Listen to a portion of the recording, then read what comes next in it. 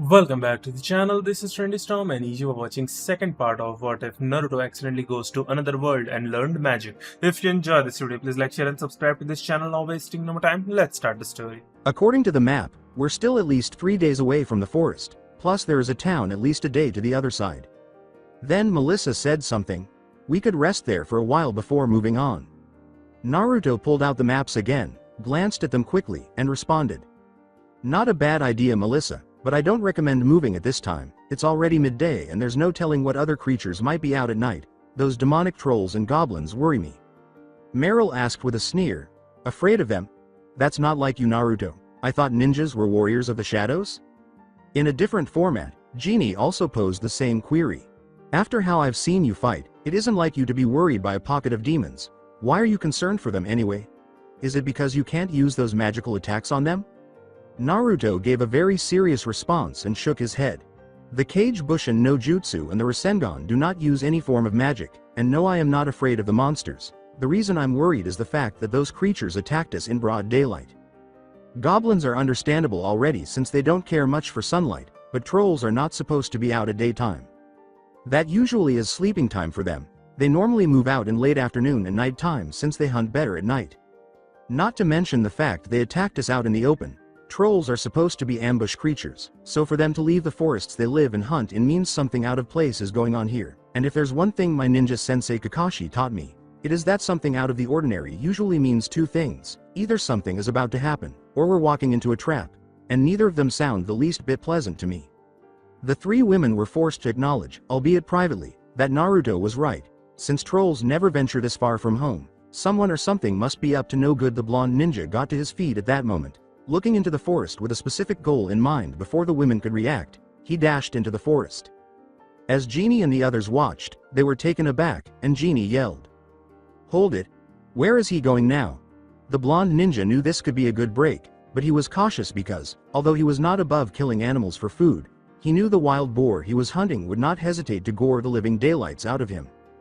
The creature was huge, and if there was one thing he knew for sure, wild boars would be very hostile towards anything that they could see as a threat to their lands. Naruto pulled out a kunai and sped through the forest, tracking his target, which turned out to be a wild boar. There was no need to disregard it and give in to the creature's demands because there was a possibility that it had also attacked them. He spotted the creature as he was moving through, or rather, it spotted him.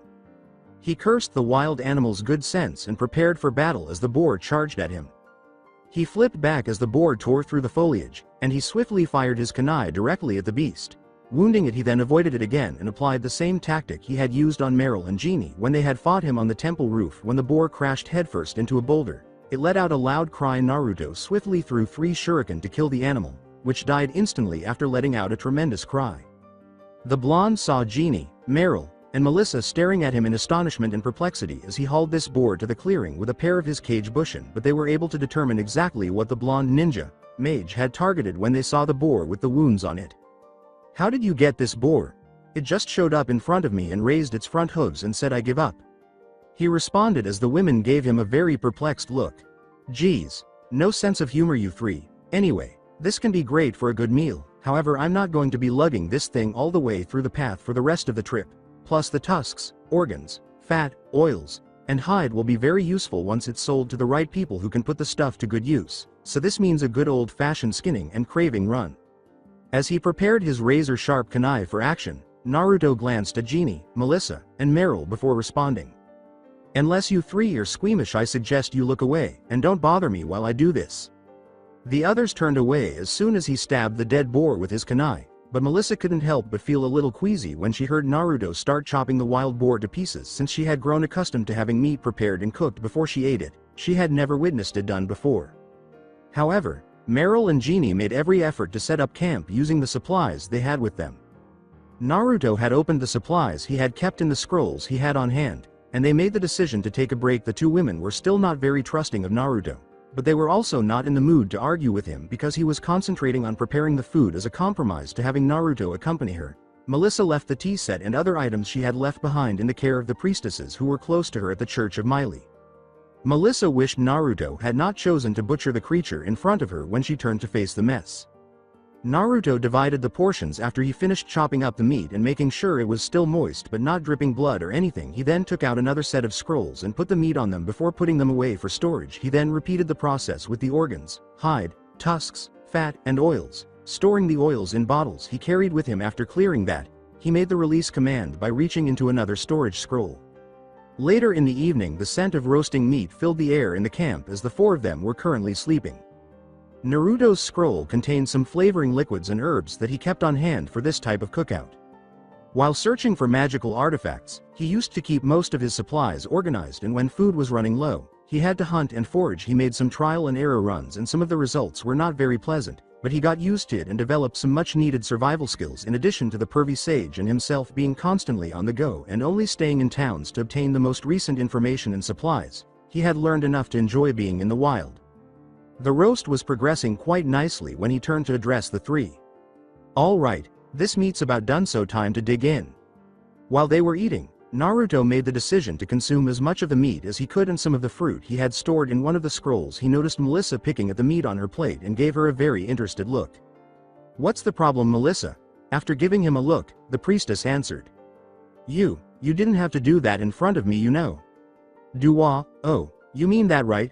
Look, I did say you didn't have to look when you didn't want to. Besides, it's going to look plain silly if I haul that boar on my back, and placing that animal on a scroll isn't the least bit easy, you know. Besides, the rest of the meat, plus the hide, tusks, and fat can be sold for some extra coins in the village." Melissa had to concede that Naruto was right. Carrying the boar around all day might have looked strange, and if he hadn't been able to put it away, the meat might have gone bad, even though they weren't saying it aloud right now. Genie and Meryl had to concur with some of Naruto's statements while they were digging in order to maintain the fire's heat and provide some protection from the elements.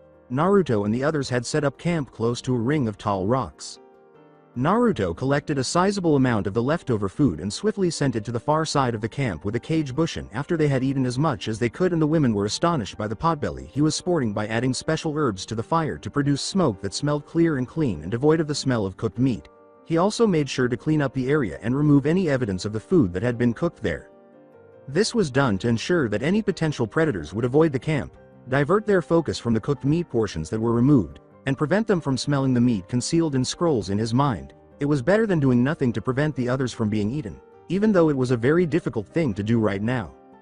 In the village, this is high-quality boar meat you have, my friend. We haven't had meat like this in a while. Not to mention the organs are in good order. I'm willing to pay 300 coins for this meat. Is that all right with you?" Naruto nodded and gave the butcher the meat, who quickly counted out a big bundle of coins to cover the cost of the meat he and the others had brought to the village. Although he was interested in purchasing a new wand, he chose to sell the leftover meat because there were still plenty of supplies left and he didn't like carrying around meat. Even if it was in storage scrolls, it would also be possible to sell the hides, organs, fat, tusks, and oils. After waking up, they ate the leftover food from the previous evening and headed toward the village, while the others waited for him outside. The butcher talked as he handed him the money. "Say, you guys ran into any trolls or goblins?" The question intrigued Naruto, so he spoke up. "Why so curious?" "Well, I've been getting rumors that a pair of mages was seen going through here, heading off to the Tarsui forest, if you can believe that.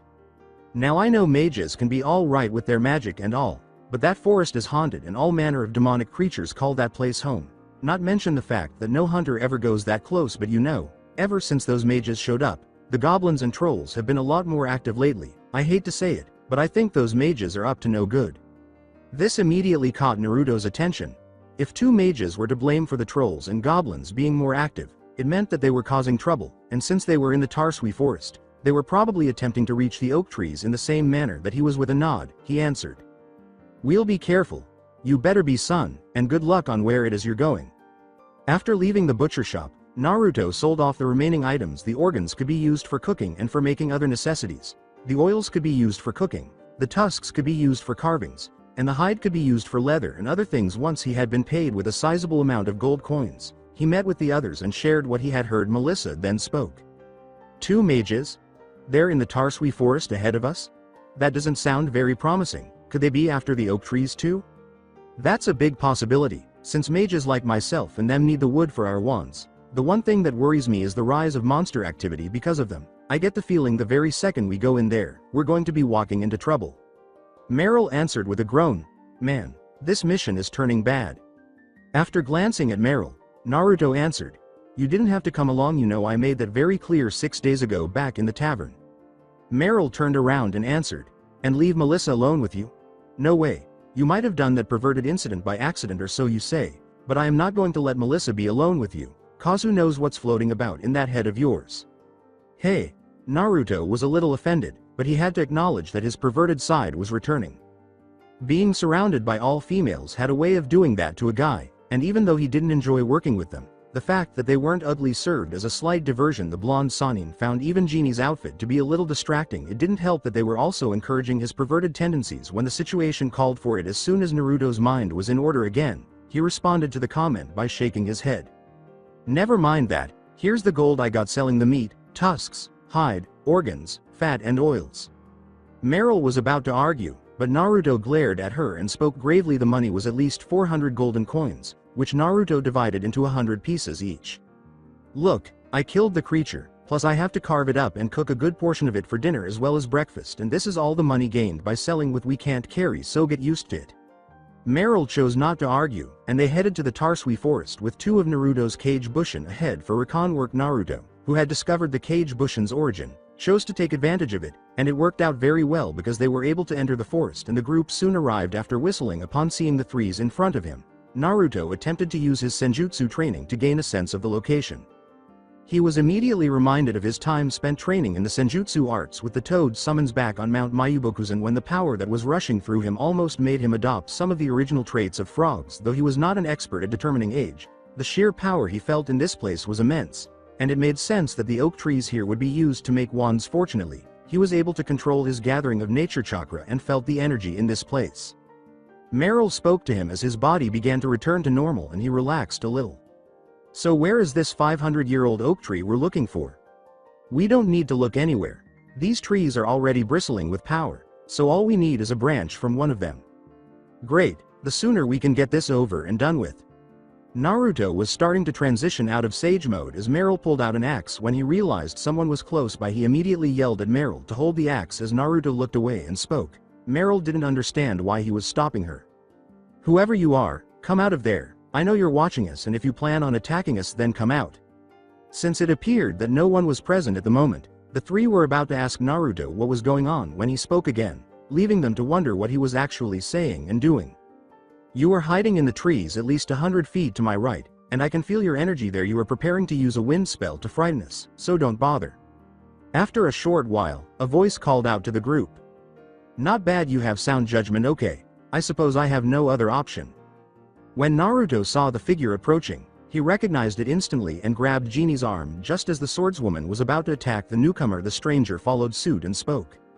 "That's you." Naruto smiled and returned the wave. "I felt like someone was observing us, so it was nice to meet you here. I should have anticipated that it would be an elf or another animal." Meryl turned to Naruto and spoke as soon as that occurred. "Do you know this individual? I met her before, but never got her name." The elf woman said hello and nodded.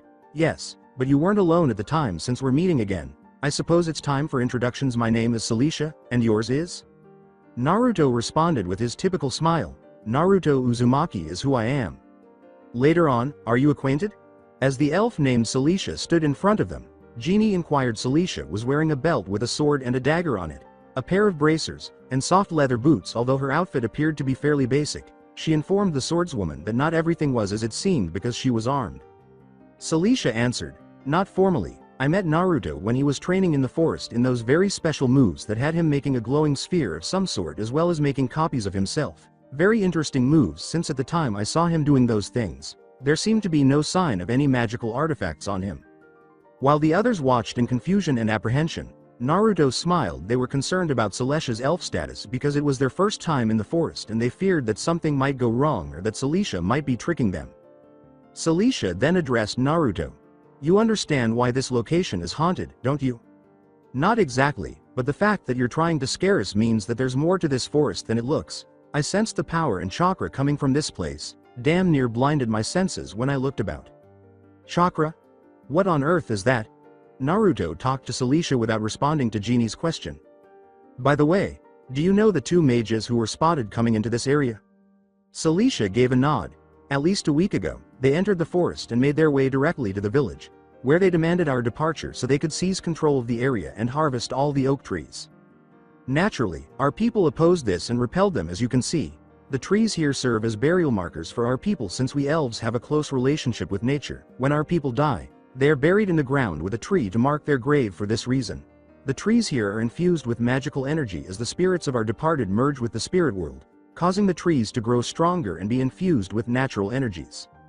Naruto reacted with shock and was extremely pale. He disliked ghosts and the paranormal. The one occasion that Gecko Hayate and the third showed up in his room, he was terrified of ghosts and was not in the mood to be haunted by elvish ghosts. So you mean to tell me that your people live in a graveyard? I suppose so, but it goes beyond that. The trees in this area are the sources of our strength. In fact, they are so important that our people lose strength and power if one is destroyed. My village has been under siege by the evil creatures in the forest ever since my people fought off the mages because they wanted to take the oldest and most powerful trees that my people care for. These creatures typically attack our village in small groups, but we are able to repel them thanks to our use of nature magic and shamanism, as well as the fact that our people are expert archers and hunters. Genie spoke gravely and nodded. That's true, elves are far my memories go, are crack archers as well as woodmen. That's true, but these attacks started to get more intense, and sometimes one of the mages would join the raids and do as much damage as they could.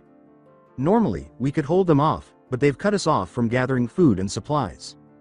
We usually send out a hunting party or a pair of hunters to gather food, but they would be attacked by the forces under the two, and with all the raids, big and small, my people are running low on food and supplies. No matter how many we eliminate, they simply keep coming back for more, and many of the elders in our village are losing their magic. My people are currently under a lot of stress, and things appear dire as supplies are running low. Naruto disliked the sound of that. It was starting to remind him of the time he had visited the Land of Waves with Sakura, Sasuke, and himself when they were younger, and Kakashi had gone there to escort Tazuna. When he discovered that the man they were escorting was being pursued by assassins sent by Gato, he made the decision to identify the mages. Can you tell us anything about these mages, Celicia? They appear to be twins and have a very arrogant bearing on them. They used magic without any hesitation. They also seem to want to throw their weight about on others, and the younger one has a very perverse way at looking towards women. That was sufficient for Naruto to identify the village's enemies Celicia had brought in, and he moaned and regarded them with a serious, irritated expression. Garrett and Hayden, I should have known it was those two scumbags. Melissa noticed that the blonde ninja, mage, was not in the best of moods, so she turned to Naruto and asked, "The mages, do you know them?" "Yes, even though I wish I had never. The two of them are brothers, and during their time in the academy, Hayden developed a very unhealthy obsession with Isla. The two of them have been a pain in my neck because they have a grudge against Isla and me because we were doing so well in the academy. They even attempted to double team me once, and even after I used my ninja training to beat them to the ground with an arcane restrictor, the idiots still believe I cheated." "You trained them with your ninja skills?" "Indeed. Upon my return to the academy, I discovered that they had been expelled for attempting to practice spells that were supposedly forbidden to mages of their current rank, as well as for stealing from the guild storehouse and creating prohibited concoctions.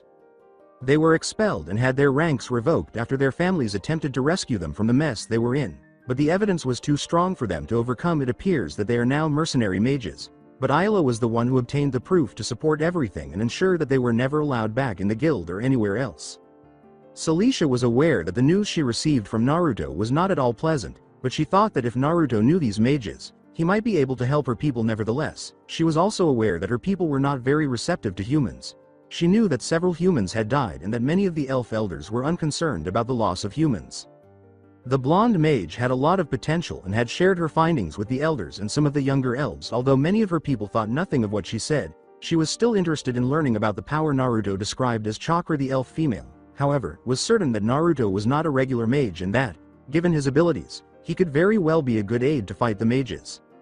"You might be able to help us then, Naruto. If you can beat these two mages, then it would be a good thing for the village." Naruto responded with a nod. "That's true, but I do intend to get a branch from one of the trees here if what you said is accurate. Your people will be furious with me and the others as soon as they learn that I need a branch." Celicia, I don't mean to offend your people, but I've heard that humans and elves don't exactly get along as it is. Celicia nodded at that, while Melissa and the others had to agree that what they heard was bad enough. Of two mages causing a considerable ruckus on the elf village would make the elves hostile to humans, but if they took a branch from a tree that was the burial site marker of one of the deceased elves, it would be a disaster waiting to happen. "I won't lie to you, Naruto, you were right. I will however try to plead your case to the elders and convince them to let you help us in the fight with Garrett and Hayden, and maybe, no matter how hard it might be to do, I can try to convince them to allow you to take a branch.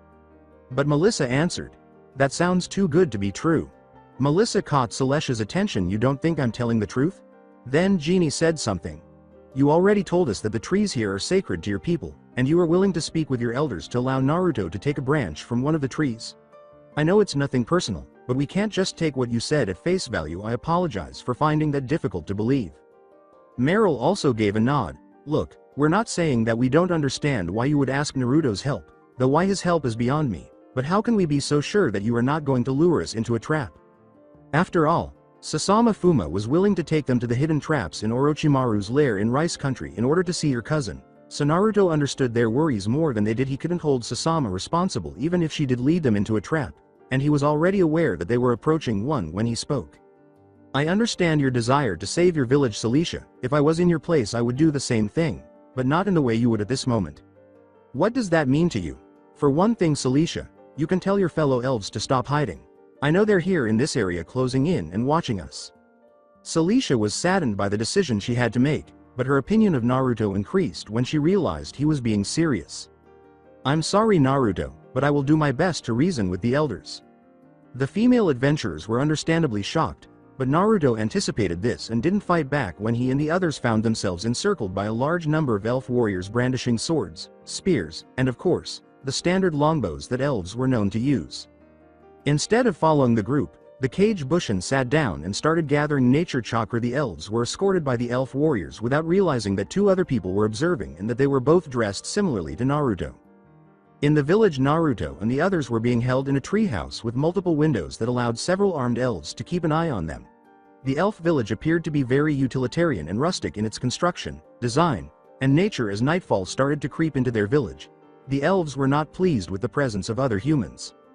Even though he wasn't the most intelligent ninja in the world, Naruto was very busy observing the elves, and he could tell by the guards' faces and postures that they were growing increasingly hungry and sleep-deprived. It was clear that the elves were in terrible shape right now, and the sight of multiple destroyed houses told Naruto a lot about the damage Garrett and Hayden's forces had caused to the village. He became enraged, and the Kyuubi addressed him. Nice to see that you still have not lost your temper, kid. I was beginning to wonder when your temper was coming, and I have to admit, those two had finally shown some decent spine, though not enough to be impressive in my book. Stop talking, Kyuubi, they'll definitely return. No doubts there. These elves are exhausted, they lack food and rest, plus from what I can sense, their elders and spellcasters are low on power. It won't be long before they fall. They won't if I can prevent it. It's fair enough, kid, but let's hope that elf babe Celicia can persuade the elders to let us go so we can do something. I doubt they'll listen to her arguments very much, though. Indeed. But elders, he came here to help us deal with the two mages who have been attacking our village. We can't just keep him prisoner. How can you be so sure that we can even trust this human Celicia? For all we know, he could very well be a spy for the mages themselves to weaken us from within. Elder, the new arrivals only came into the forest a week after the attacks started on our village. How can you say that they are in league with the mages attacking us if they only just arrived? Don't be so sure. Maybe the four of them were contracted by those mages to distract us. Celicia glanced at the elders gathered and hoped that at least a few of them were somewhat reasonable in their criticism of Naruto and his friends. I spoke with the mage, the one named Naruto, and he told me that the mages attacking our village are known to him. See, he does know them and is no doubt an ally of theirs. No, he isn't, elder. He said that he despises those two mages and wants to help us deal with them. I can tell that he is very serious about dealing with the two mages and even provided me with their names, Garrett and Hayden. Apparently the two mages were enemies of his back in his training in the magic guild of the human city of Ofun. Are we suggesting that we trust these humans, Celicia? Elders, all I am saying is that we have to do this in order to safeguard our village. We can't just turn help down just because the help comes from humans. Celicia, we have defended our home from invaders and demons for over 850 years, and we have done so without help from humans. Have you forgotten that humans have burned down many lush and healthy groves of trees and hunted excessively to feed their own desires without care for nature? Celicia remembered the lessons she had learned about humans when she was very young, about the same age as a typical human child. Despite this, she wanted Naruto's assistance in defending her village because she felt she could trust him, and if she could trust him, then so could her people. But that was a long time ago, elders. History has a way of repeating itself, The only time we ever allowed any humans to take a branch from this forest was when the tree died, but these two mages come here with the purpose of desecrating our very homes. Our ancestors have convinced humans to stay away from certain parts of land. But do you really believe that humans would leave us well alone? No, we cannot trust humans, Celicia. These mages have proven that. Celicia expressed her disapproval of this since she did not like the way things were going. We can't just cast them aside. We have to at least show to the humans that we are not demons like the creatures that live here as well. And if we kill these humans, how then can we justify our actions if the humans become angered that we have killed more of their kind? This forest has claimed many humans, Celicia. The fear of humans keeps them from interfering here. 4 more dead will not be a great consequence, and we will defeat the mages well on our own. We do not need their help tomorrow. We shall have them executed in the same way as we deal with demons. Celicia was shocked because she was aware of the punishment her people inflicted on demons when they damaged sacred trees, but she had never heard of such a punishment for people. But they are not demons, elders. Human, demon, it doesn't matter now. We are to protect the trees of our ancestors no matter what, and that is final. Later on, when Celicia arrived at the house and peered inside, she saw Naruto standing close by, missing his pouch, his sword, and his scroll. The blonde ninja turned to face Celicia and spoke. Let me guess, it didn't end well? Celicia gave a headshake. I'm sorry, I tried my best to reason with the elders, but they were not going to budge on the matter. Then Meryl answered. You led us into a trap, you hussy. As Naruto spoke, Celicia's moment of embarrassment was exacerbated. I guess I am also disappointed as well. We decided to help and now you plan to execute us. I guess the old stories of elves being noble and just are just stories in books then. Celicia didn't know why, but being told this by Naruto made her feel so strongly that she had to respond. I wish it was not the case, but after so many centuries, my people are no longer able to trust humans as well as before. I'm sorry for all this, but I really tried to reason with them all, including my father, but it was no use. I wish this never happened to you. But Naruto answered, it's not your fault, Celicia. Anyway, are they ready for the coming attack? Celicia gave a headshake. No, our people are tired, hungry and more, but this has made them desperate. They need something to burn out their anger. And I'm afraid that you and your friends are the ones they want to vent their anger out on. Now, where have I previously heard that? Naruto was well aware of how people behaved, and before he changed their minds, many of the villagers in Konoha thought he was just the Kyuubi, making his life difficult. Without Iruka-sensei, Konohamaru's grandfather, Hiruzen Sarutobi, the third Hokage, as well as Tsuki and Ayame, he would never have been able to lead a normal life because they were unable to exact revenge on him for the deaths of those killed by his demon resident. However, that changed after Madara, Akatsuki, Pain, and Sasuke were defeated. He was treated much better than he had previously been. He couldn't find fault with that, though, because he understood the elves better than they did. Then Celicia addressed them again. I will try once more, but I fear the worst for you all. I wish it never came to this. Naruto rapidly evaluated what he could as Celicia departed, and as soon as a plan was established, he prepared for action. The main attack would not be far off, and he was now prepared for action because their belongings were close by and the others could easily get to them.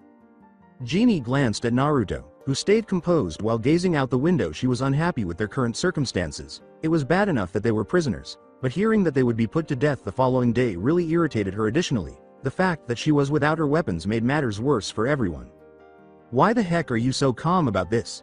You realize that tomorrow they could very well kill us. But Naruto answered coolly, relax, I have a plan. You have a plan? Does that include making things worse? Since learning that they would soon be put to death, Melissa had been praying constantly and in a very morbid manner. Please, Lord Miley, assist us when we are in need. Meryl wished she could do something, but they had no way of getting out without her lock-picking tools. Damn this loud-mouthed blonde for bringing them all here. But they all knew that things were going to get worse when they heard horns. The male elves quickly moved out to face the impending attack, bringing their wives, sons, daughters, and other family members to the safety of their shelters, causing the village to erupt in cries of panic and terror. Naruto then took action. As soon as he had moved away from the window, he opened a concealed packet in his overcoat and took several explosive tags out of a waterproof pack. Without any delay, Naruto attached the tags to the door and swiftly tore out the floor's boards to create a barricade. The women didn't know what he was doing, but they felt compelled to hide behind the blonde's barricade as soon as possible because the tags were burning, and then boom! The barricade prevented the worst of it. but the explosive tags tore the door clear way in a jumble of splinters and shards. It was exactly what Naruto had hoped. The blonde turned to face them all as soon as the ringing stopped. The trio glanced up at Naruto, who got to his feet without displaying any signs of injury, and then noticed a change in his expression. His eyes had changed from blue to golden, and they looked like a creature they were unaware of, with deep red shading in the areas that resembled red shadows. Then Melissa said, "Naruto? What the heck?" Naruto answered, shaking his head. "No time to explain. Grab your gear and get ready for the fight. I'll help the elves."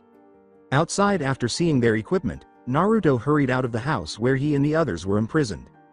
He decided to grab his scroll and his equipment, and as he did, he noticed that Genie and the others were also getting their equipment. He then proceeded to observe that the elves were fighting as hard as they could, but they were in terrible shape. The elders hurried out and tried their best to repel any potential magical attacks after learning that the mages would be arriving with their forces. He summoned 3 Kage Bushin because he knew that it was time for a fight and that if he went any higher, the 2 Kage Bushin he had left earlier would be dispersed and unable to summon the necessary nature chakra. Keeping that in mind, he ordered 1 Kage Bushin to retreat and use the scroll to, just in case, bring the other 2 in and away from him. Just as an elder noticed him, the Kage Bushin returned to him after that. "How did you get out of your cell, human?" Naruto's response was quite solemn. "Now is not the time for questions, old elf. You have a fight to go to and I intend to help you." "We don't need your help, human. Really, your people are tired, deprived of food and rest, you're running low on supplies, and I've got no doubts you elders are already tired in using your magic all the time the trolls and goblins attack. You've got 2 options: turn my help down and eventually be wiped out, or let me help save your people. What's it going to be?" There were simply too many of them, and even though the elves were able to destroy many of the creatures, they were suffering from hunger and sleep deprivation. On top of that, there were storms of fireballs, which indicated that the human mages were approaching and joining the battle. The elder was unable to respond before the goblins and trolls broke through the gates, and many of the elves moved back to gain more space. The time for words in his head was over when Naruto jumped into the battle and prepared his kunai for battle. The Kage Bushin who was on his side also did the same thing. At that moment, Garrett and Hayden appeared. When the blonde Sanin looked at them, she noticed that they were wearing robes that were both red and black. Their capes were red with black flames, and they had wands with them. They appeared to be taller and a little older than they had been before, but he had no trouble identifying the 2. He was also recognized by them. "Hey brother. Check just who showed up in the least likely place."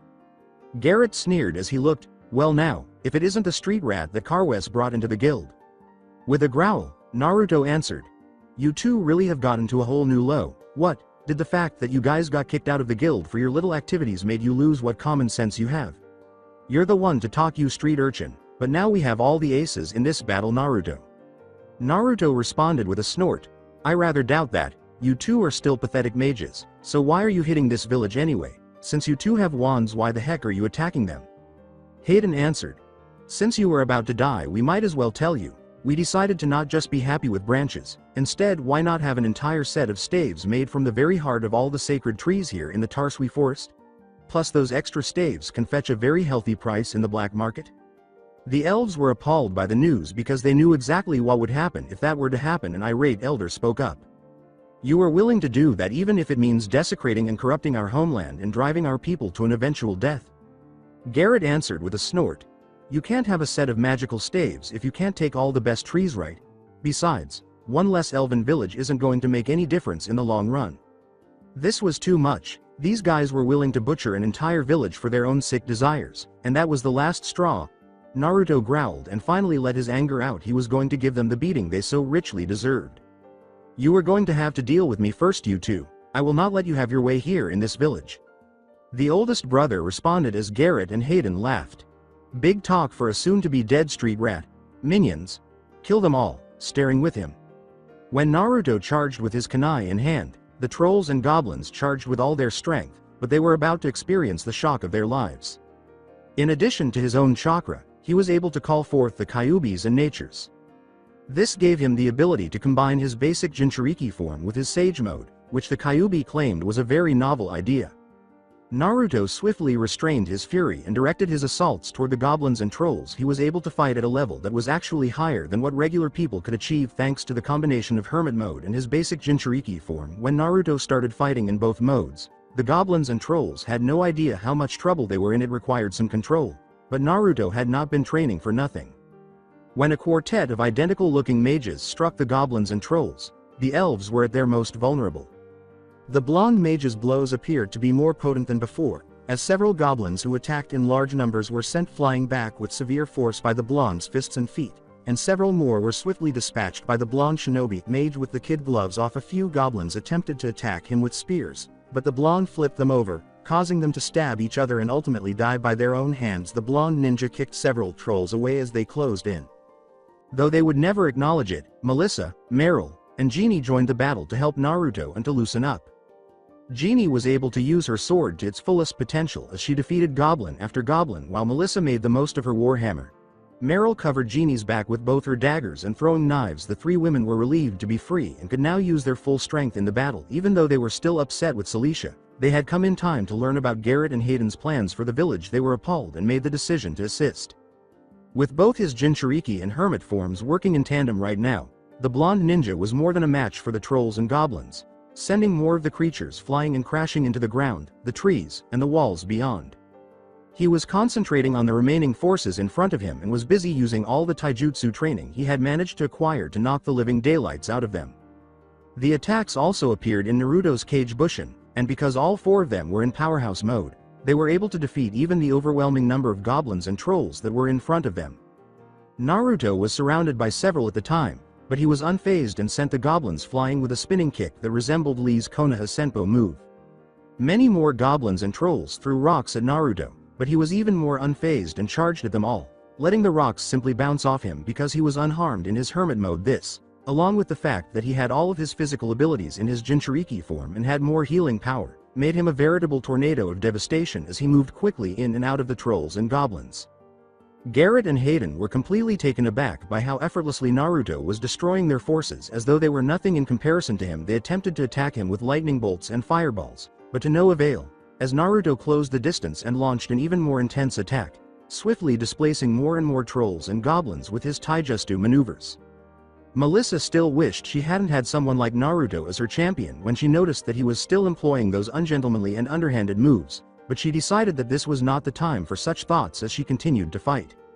Although Jeannie was somewhat correct, she was far from the truth because Naruto's chakra was now in harmony with both the nature and Kyuubi chakras. Jeannie was shocked to see how easily Naruto was putting aside the trolls and goblins in front of him, but she continued to believe that magic was the only thing that was helping him. After overcoming her fair share of goblins and trolls, Meryl found herself in a similar situation. After noticing that every troll and goblin was in position, Naruto made his move by extending his arms forward without putting his kunai in the way. The two Cage Bushin then made the gestures, and Naruto used the Great Ball Rasengan, one of his Sujutsu moves from his fight with Pain, in front of everyone at that very moment. The two spheres that were the Rasengan materialized, however, as Naruto gave them to his Cage Bushin. They grew to enormous proportions and were now the size of boulders. The elves were unable to contain their shock as they watched Naruto and his Cage Bushin charge at the forces in front of them. The two of them were holding massive Rasengans in each hand. Celicia was completely amazed because she had never seen Naruto use two spheres simultaneously, much less spheres this enormous. The elders were taken aback. Impossible. That level of power? No human mage could possibly wield that. Melissa, Meryl, and Jeannie were taken aback by what they were seeing. Although they had seen the Rasengan before, they had never witnessed Naruto create two of those, much less two this large, in front of them. This is what kind of magic? The Cage Bushin charged directly into the trolls and goblins, giving them no time to react, and the outcome was nothing short of explosive. Boom! The combined Hermit's art, Great Ball Rasengan collided with the trolls and goblins, causing a huge explosion that sent the entire village trembling like a massive earthquake and tearing the place to pieces. The gathered monsters were blasted aside and sent flying everywhere as the attack not only destroyed the land in front of them but also tore into the trolls and goblins, causing them to sustain severe injuries. When the clouds cleared, the elves saw a scene that left them speechless and in awe. There were two enormous trenches in the ground, and the field where the combined might of goblins and trolls used to be was completely destroyed. They were all permanently out of the fight, and the monsters in question were scattered everywhere in enormous piles.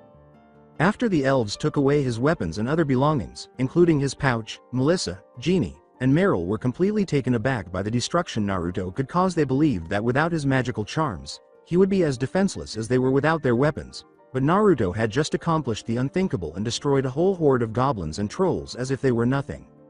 They had hoped that their controlled force of goblins and trolls could handle anything that the elves could throw at them, as well as Naruto himself. But it appeared that they were proven wrong. Garrett and Hayden were shocked beyond belief at the amount of damage the blonde ninja was able to inflict on their forces. They detested that. They summoned their largest creature yet in their rage.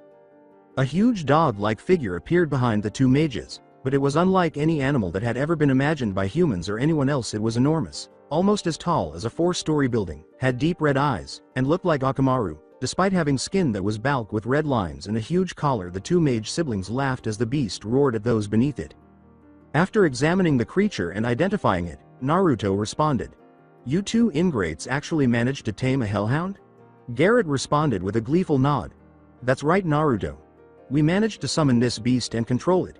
You have no idea how much resources we had to sacrifice in order to get this hellhound. We kept him in reserve just in case the trolls and goblins we enslaved would not be enough to break through the elves' defenses despite how weakened they are at the moment. But now since that you're here, we can kill you for real."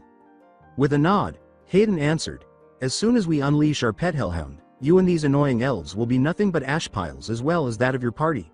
Now get ready to die, you street rat. Charoth. Destroy everything but the trees being guarded by the elves. Start with him." But the Kyuubi answered, "I am not impressed. This pup could never compare to me or the other Biju. Take this bastard down, brat." "For once, I agree with you. Let's get started on this one right away." He yelled to the elves and his group, and Naruto hurried away as the hellhound jumped at him to try to eat him with its teeth. "Get out of here. This guy is mine." Except for Celicia, all of the elves thought the same thing as the others moved away. "That person is crazy."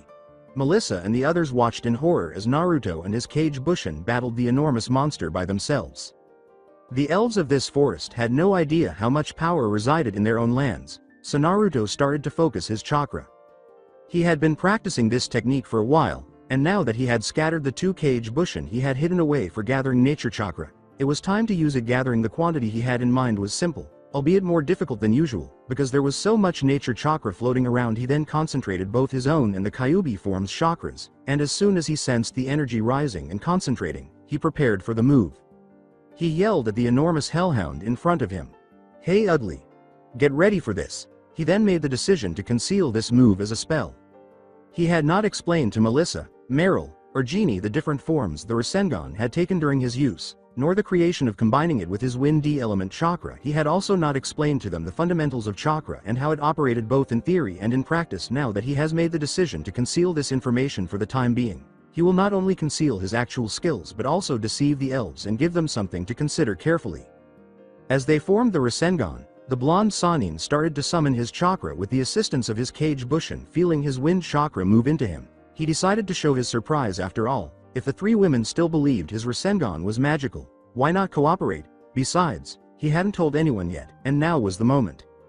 As his wind chakra started to assemble and form the blades, he thought of the lines, "I call on the power of the fury of the world." Melissa and the others observed the action. They had previously seen the Rasengan, but it appeared different, almost as though it was glowing with a sliver of light, and it appeared to have glowing blades. "What the heck is going on?" Melissa spoke after Meryl asked her friends. "I think he's using a spell, but I don't recognize the incantation." As he collected the chakra for this moment, Naruto paid no attention. He had never gathered this much power before, and he was concerned that he might transform into a frog at this time. However, since he had worked much harder to master his senjutsu mode, he was not concerned, and he carried on with his deception while the elves and his team watched in disbelief at what they were seeing. "Those of you who no longer live in this world, come forth and merge into one." Celicia, the elders, and the elves all gazed in wonder at the unadulterated power of this unidentified spell. Celicia then pondered what exactly was happening. She had previously witnessed Naruto in action and found him fascinating, but this was completely unexpected when he used those two spells to unleash his full fighting power. She had seen the move before when he gathered chakra, but this level of power was something she had never seen before. Incredible! The elders were equally shocked by this. Impossible! How can that human have that much power?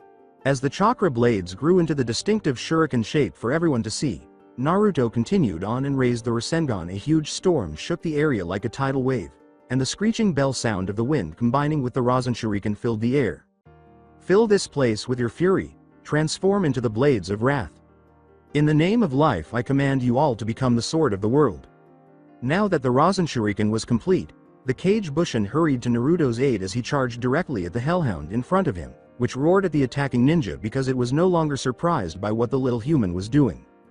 The moon's color blended with the Rasen Shuriken, giving it a silvery red hue, and the presence of the demonic fire burning below created an additional illusion that favored Naruto by giving him the appearance of wielding a weapon with intense mystical power. In one hand the blades were covered in red and silver, and the sphere of glowing white chakra added to the touch. This was ideal.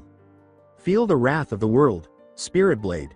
Once the disguised Rasen Shuriken was released, its immense power and scope were enhanced by the combination of the Kyuubi's chakra and Naruto's collected nature chakra. This was more than enough to rip through the demon Hellhound below. The devilish Hellhound merely roared as the attack consumed it after it hit home. It happened so quickly that the once monstrous demon beast, controlled by both Garrett and Hayden, was reduced to nothing in less than a moment as the Rasen Shuriken tore through it. In fact, the only remnant of the beast was a huge lake of its blood and its footprints as the Rasen Shuriken died down. Melissa, Meryl, Jeannie, and the other gathered elves watched as the Spirit Blade tore into the beast and literally tore it into nothing but tiny bits of flesh in a heartbeat. It was a very bloody mess, with splatters of the beast's blood and tiny pieces of its remains all over the place.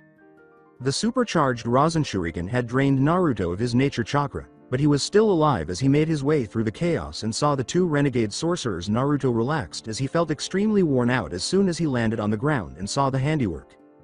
They had not been caught in the full force of the assault, but seeing what the Rasen Shuriken could do was something they had never expected from their rival. The younger twins said. Garrett and Hayden were in utter terror as they saw him approaching them with the fire of their now defunct Hellhound in the background. They fell and were moving back. It's impossible. There's no such spell as the Spirit Blade. How did you do that? Naruto grinned and answered. There's a lot you don't know about me, you arrogant asses, and I am certainly not stupid enough to tell you that. Let's just say that those are secrets you'll never find out. After seeing such power, Garrett's haughty manner vanished, and he spoke in a very terrified tone. What are you going to do to us? Simply striking with two fists, Naruto sent the two to La La Land. He then carried the now disabled mages on his back and carried them away, dropping them to the ground in front of his party and the still shocked elves. Here's the bunch that's been trying to take away the trees you people love so much. What you with them is your call. While the others were still trying to process the fact that they had seen Naruto use only his hands and ninja weapons to defeat demons, the elders were staring at him in a state of shock. They also witnessed the two spells and the one that transformed a Hellhound into nothing more than a bloody smear on the ground. Naruto just killed a giant Hellhound with a single blow, and Melissa thought she was going to pass out. Later on, so those are the trees you elves are so interested in protecting? As he, Melissa, Meryl, and Jeannie were led by the elders and Celestia's father, who was in charge of the village's military guard, Naruto inquired. Celicia went on to say that the trees did radiate power and were very old. Yes, these are different. However, these trees are the burial mounds of some of our greatest elders and warriors. Their spirits reside in the earth, and since these trees are years older than most of the other trees here in the forest, so much so that they are able to channel more magic than normal ones ever could, that is why those sorcerers wanted them so badly. Naruto turned to the elder and answered, Look, I don't like desecrating graves and I'm no grave robber, but I do need a branch from one of those trees to complete my wand. The elders stiffened, and some of the younger elves prepared to draw their weapons, but Celestia's father spoke up and told them to sheath their weapons because, after witnessing Naruto's combat prowess, he was not going to engage in combat with a human who had destroyed a whole army of demons and killed the demon beast they had seen. The elders were unhappy about this, but they shared their sentiments. They were unaware that this person possessed this much power, and they had no desire to court his skills in the event that he chose to oppose them. In addition, he put his life in danger to protect their village, which was noteworthy because no human had ever voluntarily defended elves before. Then one of the elders said something. Normally we would say no to that, as these trees are sacred to us, even more so since they are the burial sites of our long-deceased kin. However, you risked your life for us against those two rogues, and you defeated a large number of demons as well as the massive beast summoned by the two rogues. Though it pains us to do this, you have earned the right to take a branch. The elders demonstrated this by moving to the biggest and most magnificent tree in the area, encircling it, and using a spell to carefully cut off the branch without damaging the tree. They then placed the branch in Naruto's hands along with a few of the twigs that had fallen there. The elder who had previously addressed Naruto then spoke again. I hope this branch is enough. This from the tree of Elder Halcyon, the oldest of our kin ever since the founding of our village nearly 4,000 years ago. You will never find another like it anywhere else. Human. Naruto was taken aback and expressed it. You didn't have to give me a branch from that tree. No, but Celicia said there was something about you that was different. I do not know what is, but while I have not changed my own mind about our kind avoiding dealings with humans, you have proven that not all humans are demons as we have believed for centuries. Let's just hope you don't make a habit of coming here all the time and causing this much damage. Naruto smiled as he thought back to the times he had done a great deal of damage during a mission. On one occasion, he had created a volcano to save Shien, and on another occasion, after driving Sasuke, Amaru, Hinata, and the villagers from the floating city, he destroyed the entire area. He was determined not to do the same thing here, so he chose to show his respect by bowing down and speaking to the elder elf. I thank you for this gift, honored elder.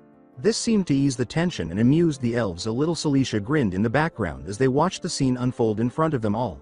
Much to the relief of Melissa and her allies, Naruto had just received a branch from one of her village's most powerful ancestors, and the fact that the elders in her village voluntarily gave it to him was a sign of good things to come. The younger elves were much more outspoken about their appreciation of Naruto's efforts as they left the village, with both male and female elves cheering his name and elf children waving at him. Naruto! Naruto! Naruto! Melissa couldn't help but feel hopeful as she listened to the continued applause. However, Naruto was more concerned with being acknowledged for his moral behavior and self-proven abilities than he was with fame. In addition, his triumphs over Pain, Akatsuki, Sasuke, and Madara had confirmed his ninja prowess and helped the people of Konoha view him as a real hero rather than the Jinchuriki of the Kyuubi. Celicia spoke to Naruto as soon as they left the forest and headed back to Ofun.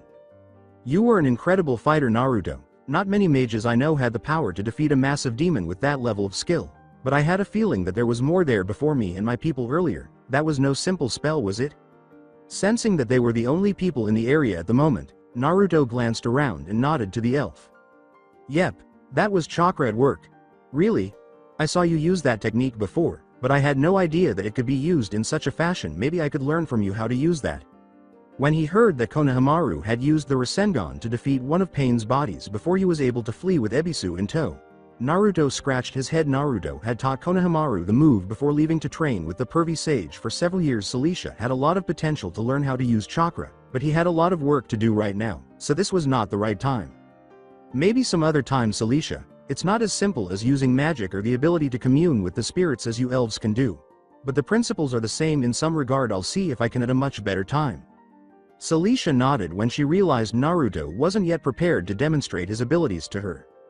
I'll hold you on that. You've made quite an impression on my village, and no matter how some others might see it, you are quite a rarity for a human. I look forward to seeing you again sometime. As Celicia walked away, Naruto nodded, looked at the lowering sun, and put the branch in the pouch Ayla had given him. He grinned and considered how things must be in Ofun before turning to face Konoha and wondering what else was going on there. He hoped that everything was fine there. I will return home, and when I do, I will be Hokage. He put such thoughts aside for the time being, shook his head, and spoke. I guess it's time we head home. I need to get this branch properly transformed into a wand. And the three of them were silent, so Naruto turned to face them. What's with the glum faces? The adventure is over and we're heading back. Why the heck are you three so silent? Genie gave a very serious look in response. We nearly get fried to a crisp by a hellhound, get attacked by goblins and trolls, and nearly get executed by elves, and you ask why we look like this? With a shrug, Naruto answered. We're alive, aren't we? And the elves are grateful. Plus we do have some money from selling the boar meat as well as everything from the animal we had before, so why so glum? Then Meryl said something, easy for you to say.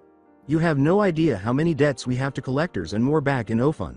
We're already in the red as it is, and we hope to get something out of this mission, and all we have is just 400 gold coins as it is. The amount isn't even enough cover half the debts we have. After giving it some thought, Naruto responded. Oh, I see, don't worry, those debt collectors won't be coming for you three anytime soon. What? I asked Ayla to do some looking about and found out about the running tabs you guys have with those collectors, and since you had some fairly high debts, I went to them and convinced them to lay off for a while so you don't have to worry about them coming to collect any money from you for a while, so you're all in the clear to get more money too. The three of them were taken aback by that, and Melissa spoke up right away. You killed them, didn't you? You assassinated those people? You murdered them? Please, Lord Miley, I don't want to do this. At Melissa's charges, Naruto responded with a pout. What makes you think I killed any of them? I went there to meet them, and when I did, I personally paid half your party's debts with my own money. That immediately caused the three women to react with astonishment, and Naruto looked at the priestess gravely. What the heck could I possibly gain by killing people who are not my enemies for Cammy's sake? You think I went there and killed them, just because I paid them a visit to convince them to lay off your debts to them? Damn it, Melissa, didn't you ever learn not to jump to assumptions until you find out everything? Exclamation mark. I thought being a noble allowed you to get the best education money could buy. What, you skipped school to look for your hero? I went there, checked their books and gave them a very hefty sum of my own money so you can be covered for any more adventures that we have to take for the duration. I did something for you and your friends so you can learn to trust me more, and you accuse me of murder just when I was being nice to you and your friends. You ungrateful. When Naruto sensed the Kyuubi using the chakra to perform its old tricks once more, he was able to control his temper before it caught up with him. When he finally recovered his temper, he gave Melissa a serious look and started talking. You know what? Why don't you three go to the collectors and find out for yourselves once we reach Ofun? If they're dead or missing, then you can say I lied to you, but if they are alive and half your debts are already paid for with my money, you three owe me a very serious apology. Now hurry up. The sooner we get to Ofun, the sooner I can get my wand made. The three of them could hear Naruto's words as he turned and left in a foul mood. Ungrateful, annoying, prissy priestess, arrogant, snide, and ill-mannered thief, and a very hot-tempered woman with a sword. I do something nice for them so they can at least trust me and they smack it right back in my face. What did I do to deserve being saddled with this bunch? I'd be better off working with a pack of wolves than these three. At least the wolves show some level of appreciation when you feed them. They wondered if Naruto was correct in what he said, and if he was, Melissa and the three moved on. When Melissa told her superior what had transpired during this mission, she couldn't help but wonder what she would say to Jenny. Since learning that Naruto was a ninja, it appears that she was going to learn a lot more about him than she initially anticipated. On the grounds of the Magic Guild, a nearby target dummy was now struck hard in the chest by a kunai, revealing the source of the whistling sound of something flying through the air. In order to ensure that he had not become rusty again, Naruto got up, pulled out another pair of kunai, and started practicing his throwing techniques. After he got his hits in, he relaxed and moved to relieve the kinks in his neck, which made him feel a little better. Despite the fact that it had been a while, he was still very irritated by what had happened, so he had gotten up early to get in some much-needed training and to release some pent-up energy. Master Carwes was currently working on making him a new wand. He was here because he didn't want to disturb the headmaster while he was doing this. After eliminating the stiffness in his neck and shoulders, he chose to take off his sword and the scroll on his back. He then started to stretch and contemplate what would happen throughout the day. He was certain that something would eventually come up and he would be stuck with the group once more. In relation to whom? He pondered whether the three of them made the decision to visit their collectors in order to confirm the veracity of his statements. In the office of the collector, the news from the collections agent who was currently managing their debts left Meryl, Jeannie, and Melissa speechless. The three of them had flocked to the office to check if Naruto's claim that they would pay half of their debts to the agents was accurate, and it was. Half has been paid? The weedy man replied, adjusting his glasses and nodding.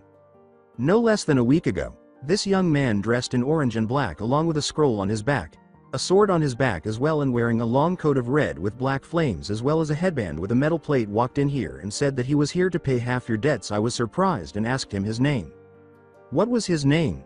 Naruto Uzumaki, I think. Anyway, I was curious just how he intended to pay off the debts you each have, and he said he was going to pay half. Considering the running tab you three have with the office, I thought he lost his mind, but at that moment, he pulled out a large bag from what seemed to be a magic pouch of some sort. The bag had over 3,000 gold coins, and all of them were very real, not fake, nor were the coins magical illusions. I asked him why he would pay for half your debts, and he said he was doing this to be nice and get you three to trust him since you were his teammates. The three girls then remembered Naruto's statement that he would pay half of their debts when they asked to see the gold. They tested it and discovered that the golden coins were genuine. This made them realize that they all owed Naruto a heartfelt apology for what they had said to him a few days earlier, which was further supported by the collections agent's remarks. Now, I don't know much about this guy Naruto, but if he did a nice thing for you three such as this, I suggest you thank him. I was worrying that this debt would reach the point I'd have to send you three to the prisons. Meryl was a little upset that they owed Naruto again, but she was also curious as to how Naruto had obtained the money to settle half of their debts in the manner that he did. The three of them wondered how they were going to approach Naruto today. As they left the collector's offices, they were certain that he would be in his favorite tavern. Where did he get that kind of money? The man didn't appear wealthy, and he wasn't from a noble family either. As Jeannie pondered, the swordswoman had to acknowledge that she might be mistaken about Naruto's skills. Nevertheless, she was eager to see what else the blonde would use. If he was being honest about not using magic, then those tricks could be entertaining given how deeply in debt they were. She did wonder how he had accumulated such wealth. He must have had a lot of money. But where did he obtain so much? Since they first formed their group, they had been going on adventures for more than 3 years, and even then, they weren't very wealthy. Regarding Meryl, she had to give the young man credit because, given how much debt they all had, he must have received a lot of money from being the headmaster of the Magic Guild's favorite student. However, even she had some reservations because, as far as she knew, the Magic Guild was strapped for cash and pinched their gold until the coins begged for forgiveness. Or so she heard. In any case, she was intrigued by the entire Naruto situation. This could prove to be quite fascinating. In a pub, Ayla chuckled while Naruto devoured his food in a frenzy. Easy Naruto, you are going to choke if you keep that up. When Naruto eventually managed to get the big portion of hot roasted beef down his throat, he grinned and answered. I can't help it, Ayla-chan. This stuff tastes great. I wish I had ramen though, but still. Ramen, huh? Just what sort of food is that? Naruto grinned and reflected on his favorite food. Since he was a child, he had always loved ramen. Although he did eat other foods and found them to be very enjoyable, he was adamant about eating ramen. He thought back to the first time he visited the Ichiraku ramen bar so long ago and tried the ramen there. He instantly fell in love with the dish. In addition, Tucci, the proprietor, and his daughter Iyame were two of the few individuals who he considered family. In the past, he would always come there to eat his lunch and dinner because they took good care of him. He hoped that they were all doing well and that their businesses were doing well. He then made the decision to briefly share his passion for ramen with Ayla. Additionally, Naruto was a ramen expert because he had consumed it for nearly his entire life.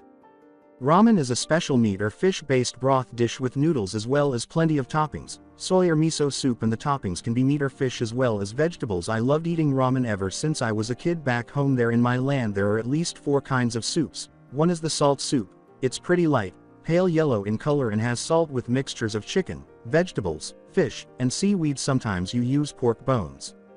Wait a moment, pork bones? Yeah. The bones are boiled so the stock taste is mixed into the soup, though not for long, so the soup remains clear.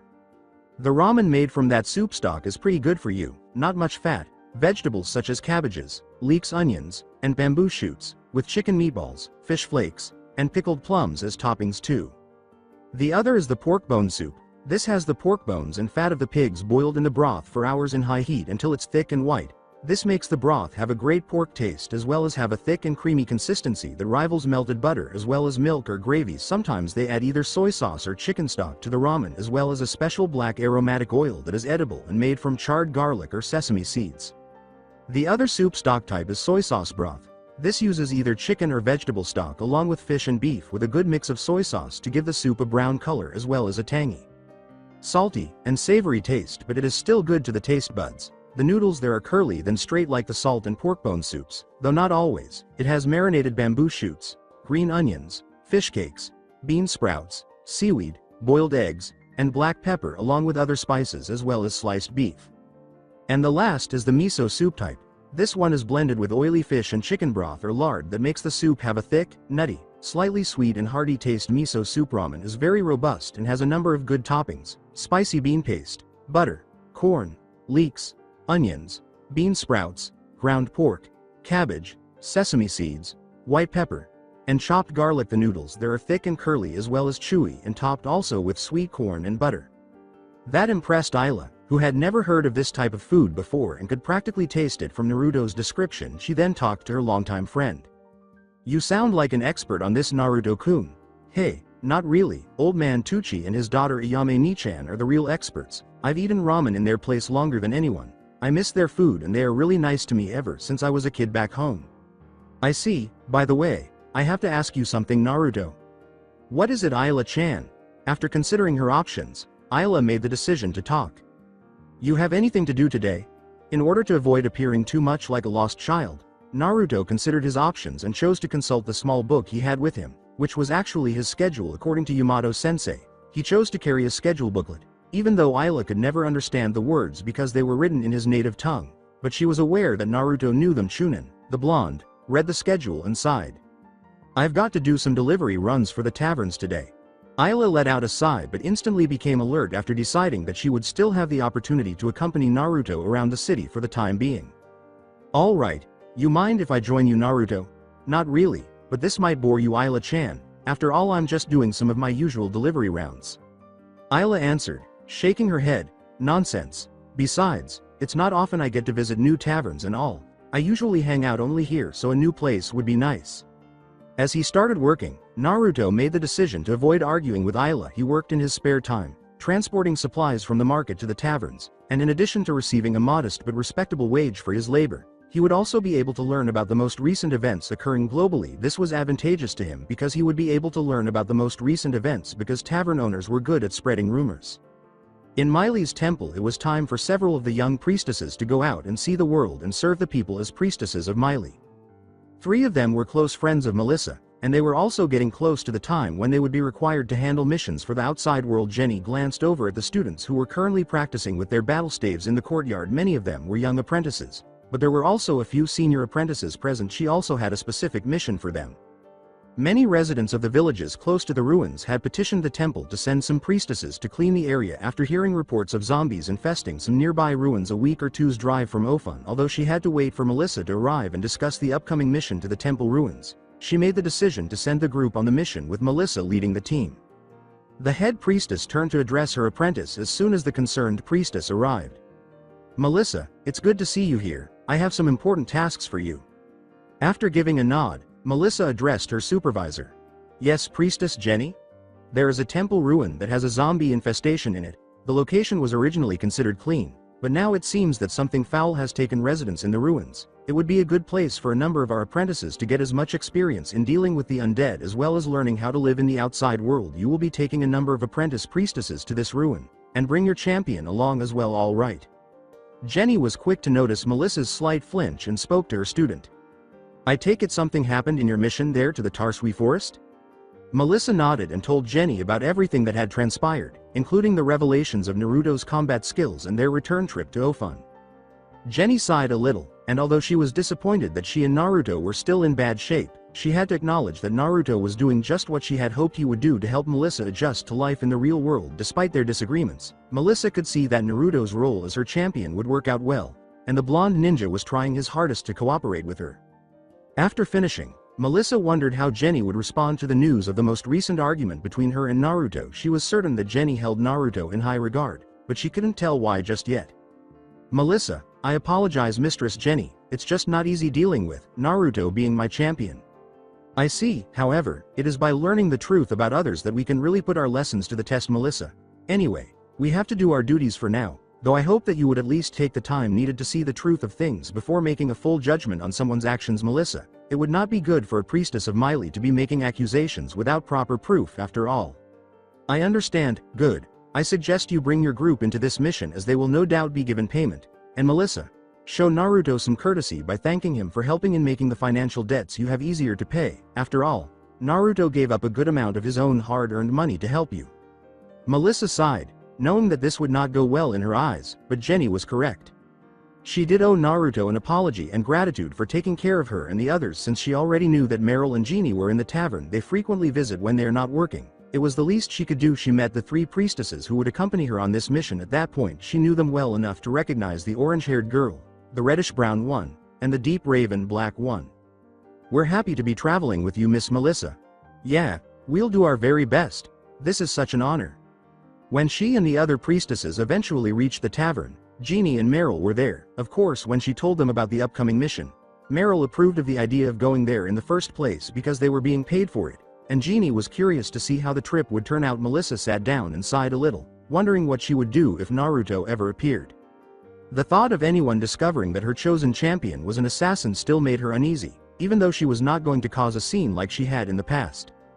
It took some getting used to, even though she remembered that Naruto had never killed anyone before. After all, she had hoped for a brave knight in shining armor, but instead she got him nevertheless. He had taken a rather gentlemanly step by paying off half of their debts. Although she was not as financially astute as Meryl, she was aware of their substantial debt, so it was unexpected to learn that he had done so. "So when do we set off to do this mission, Melissa?" "Tomorrow would be a good time. The sooner we can remove the threat in the temple, then all the better for the townspeople." When Isla finally appeared, Meryl noticed her and wondered why she was in this place of all places. "Hey Isla." The red-haired sorceress reached the table as Isla turned. "Hi there, I came here with Naruto today since he's going some supply runs for the taverns. What seems to be going on here?" Melissa's going on another mission and we're going to bring the priestess along as well. So I guess that means that Naruto would be coming along then. Anna was the first to speak after the three reluctantly nodded. Who is this Naruto person? That would be me. The three girls turned to face Naruto, who was fully clothed, holding both his sword and the scroll on his back, keeping his ninja training as sharp as possible. The blonde Shunin had spotted the group as soon as they entered the tavern and had made his way to them in silence. In addition, he wanted to make sure that Jeannie, Melissa, and Meryl couldn't see him coming, but they couldn't. The three priestesses were taken aback because they were unaware that someone was behind them at that precise moment. Jeannie and Meryl were both a little taken aback that Naruto had evaded their gaze. They didn't know that Naruto had taken his ninja training much more seriously after all the struggles he had faced at home, demonstrating that he had what it took to be a ninja deserving of being the son of the fourth, the future Hokage, and more to make his godfather Jiraiya, his Jonin sensei Kakashi, and everyone he was close to proud of him. Naruto had pushed himself to succeed in everything before being drawn into this dimension. How on earth did he accomplish that? Meryl was taken aback because she thought she was very good at spotting danger, but Naruto managed to evade her perceptions until he spoke. Given that he was the only one wearing orange, red, and black, how could she have missed him? This is similar to when he put that kunai to my throat. It's okay. It makes sense if he had assassination training.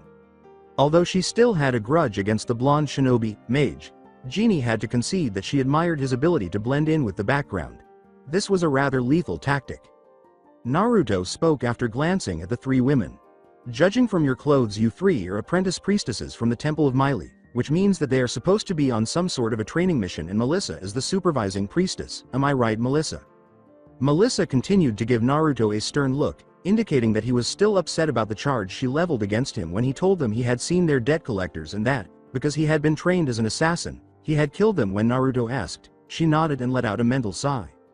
Yes, there's a ruin that's already been checked out, but the villagers have sent a request to have the ruin checked out again since there seems to be something taking residence there. Naruto sighed, knowing that he would have to reappear as Melissa's champion. He had not received an apology from her, Meryl, or Jeannie, but at least he would be able to use more of his abilities. All right then, I'll see you all tomorrow. The three young priestesses watched Naruto as he left with Ayla, wondering who he was. They had noticed the stern expression he had given Melissa, and although they didn't know why Naruto of all people would give her that kind of look, they weren't in the mood for their idol to be harmed. The following day, Melissa, Meryl, and Jeannie were prepared to move out when Naruto arrived, and the three priestesses were also present. Naruto had already packed up a sizable amount of supplies using some of the money he had earned from his job and the most recent payments for some of his other endeavors. He purchased a lot of useful supplies and kept them in multiple sizable packs. Upon his arrival, he glanced at the three and pondered the location of their supplies. Aren't you three traveling a little too light or something? Janet answered. We're fine, we're with Miss Melissa, so we'll be all right. Joan and Anna nodded as well, and Naruto could see that Melissa was the object of their hero worship. They undoubtedly looked up to her and aspired to be like her. Naruto couldn't help but shake his head because this was starting to remind him of his younger years, when he was still in the academy and lots of girls would swarm to a certain Uchiha survivor. He remembered that so vividly that, based on the glances the three of them gave Melissa, he could have sworn that Melissa was the female equivalent of the younger Sasuke in terms of hero worship. Wow, this feels like a rerun of the Sasuke fan club. Given how far Sasuke had fallen and the fact that many residents of Konoha now view him as an exile, it goes without saying that Sakura had lost her love for him. He may not have wanted that to be the case, but since Sasuke had destroyed himself out of hatred, there was nothing he could do at this point. In addition, he found out that Hinata, his girlfriend, was still carrying a torch for him, so it wasn't a complete loss, and since he was now with the two of them, he didn't need to think about such things. Putting those thoughts aside, he answered, Anyway, I got some new supplies for everyone, spare food, tools, some medical salves, potions and all the other tidbits, plus some trail rations for the trip anyway. Do the three of you still have those scrolls? As they gave him the scrolls containing their equipment, the three nodded. The three were shocked to see multiple piles of objects appear on the scrolls as they watched Naruto hold the scrolls and then make some motions with them open while puffing smoke. They saw Naruto divide the newly purchased supplies and arrange them alongside the existing piles. He then made a new set of hand signals, and the piles disappeared again. Wow, what kind of magic was that? What kind of scrolls are those? With a slight smile, Naruto answered. Those are storage scrolls. Where I come from we store all needed gear in them for easier transport and less hassle anyhow. I made some extra scrolls so you can have them. The blonde Shunin removed the other scrolls he had previously worked on and took what was left of the supplies he had purchased, since the scrolls he created for this world were different but still comparable to those used in his world. He decided to test them out on the 3 priestesses. They functioned perfectly. He addressed the priestesses as soon as the supplies were on the scrolls. Now then, all we need to seal the stuff away if a drop of blood from each of you. Joan, Anna, and Janet reacted to that by turning away from Naruto. What? You want a drop of blood? Naruto gave them an angry look and shook his head in frustration. Yes, a drop of blood from each of you. It's not like I'm asking for a whole tankard full here. Besides, there is a reason for it. The drop of blood is your blood contract with the scroll. Once you place the blood there, the scroll will then obey only your commands. Think of it as your personal storage scroll. The 3 sighed as they cut their fingers and dropped a drop of blood onto the scroll after glancing at each other and then at Melissa, who nodded to make things easier for him. Naruto had created the scrolls so that they used this world's runes as their language. However, the gestures had to be identical to those used in his dimension. To their own and Melissa's and the others' astonishment, the 3 saw the blood start to flow and shape into their names in runes. As he completed it, Naruto nodded in agreement. Now, unlike using wands, if you want to store away those items on the scrolls, you have to follow some hand signs. Now follow me, and when you are done, then mold your inner energy into the gestures. As Naruto performed his hand signs, Joan, Anna, and Janet started to follow his lead. It took some work and a lot of trial and error, but they eventually figured it out, and the blonde saw that the 3 had simply drawn on their bodies' chakra reserves. When he saw that they were prepared, Naruto completed it. Now then, say the word seal and the scroll will do the rest. The 3 said the word and nodded. Seal. They observed as the materials on their scrolls vanished and the word full appeared in runes where none had previously existed. Naruto gave a nod of approval. It appears that this trip won't be as difficult as anticipated, he concluded by giving the final instructions. If you want to get the supplies from the scroll, do the same gestures and say the word unseal.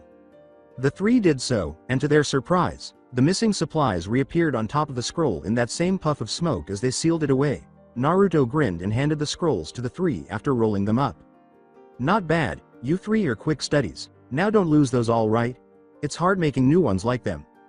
Having never witnessed such a form of magic in their lives, Joan, Janet, and Anna nodded while continuing to be in awe of the scrolls in front of them. They started to believe that this man might also be a valuable member of the team. After that, Melissa and her friends turned to Naruto and talked to him. They were probably a little taken aback that the 3 priestesses had such scrolls because theirs were completely different and needed his help to open. How come their scrolls are different than the ones we have? Yeah, our scrolls rely on you being the one to open them, so why don't we have scrolls like them? I have to agree with Meryl and Genie. Naruto, this is not exactly wise to give us scrolls that need you to open them when we need the supplies and you are not around. With a sigh, Naruto answered the questions. You'll get your own scrolls soon enough. Besides, the reason is that the scrolls you have were ones I had with me and were bound to me by contract.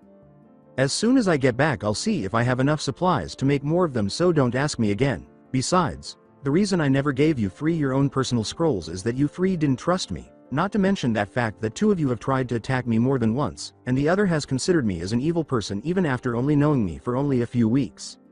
They were silent because they had to acknowledge that Naruto had a point when he glared at them, daring them to disagree. However, the blonde Shunin was far from finished with his remarks and made the decision to wrap things up before they left to fulfill this task that Jenny had given to Melissa. Until you 3 learn to trust me, I am not handing you your own scrolls, and that is that. Now let's get going. Later on, as the group continued their journey, Naruto was thinking a lot about how he could find a way to return home. He hoped that there would be a way to see the people he cared about in Konoha and elsewhere back home, and he considered how much trouble he must be having right now. Although he had already developed a great deal of magical talent, he still needed to discover how he got to this world so that he could have a much more comprehensive understanding of how he got there. He wished that he had a way to even just send a message back, but he doubted that writing a letter would be sufficient.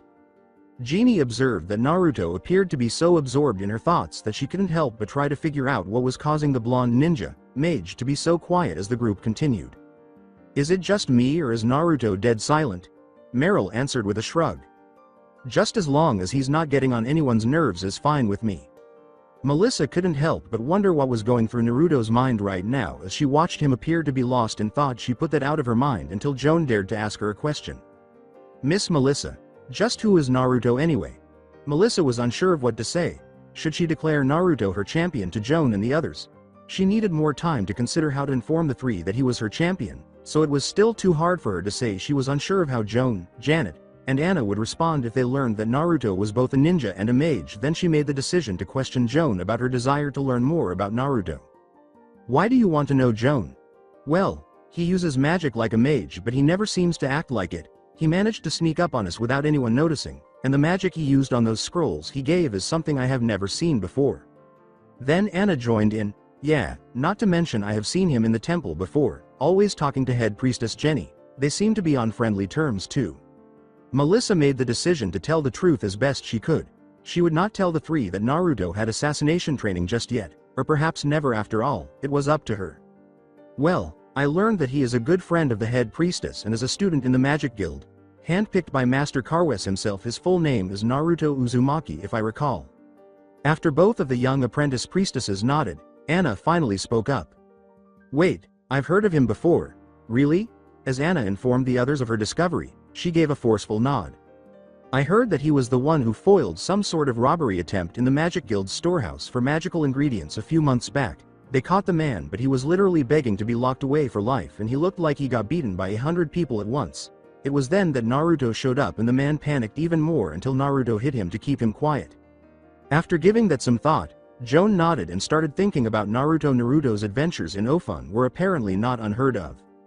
Yeah, now that I think about it, he was also rumored to be the one who helped the guards in Ofun at one time find a smuggler who dabbled in forbidden weapons. I don't know how, but Naruto apparently found out the man's location and had helped the guards in capturing the man without incident. He was well paid for his efforts too.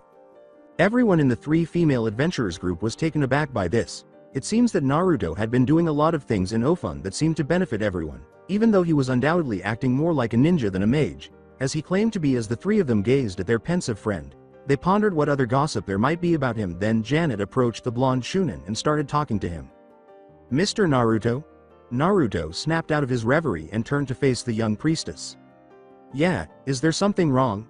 And don't call me Mr. Naruto. Naruto is fine by me since I'm not that old. Oh, okay. I was wondering about that massive scroll on your back there. What is it? That made Naruto smile, and he hefted the scroll to his shoulder. This is a summoning contract scroll. Summoning contract? Yeah, it kind of having a familiar with you wherever you go, but instead of the creature being with you, you give a blood offering to the creature and use your body's inner energy to bring the creature to you. The larger the creature, the more energy is needed to bring the creature here. I have my name on it as well in blood, so I can use it. Only the ones who have their names on such a contract can summon the animal. Looking at the enormous scroll, Janet was taken aback. What kind of creature could this person call forth that needed his blood? If such a scroll is needed to call it forth, the creature must be extremely strong. While Naruto assisted in gathering what he could to start the fire, Melissa and the other priestess chose to concentrate on taking in the beauty of the area as they set up camp.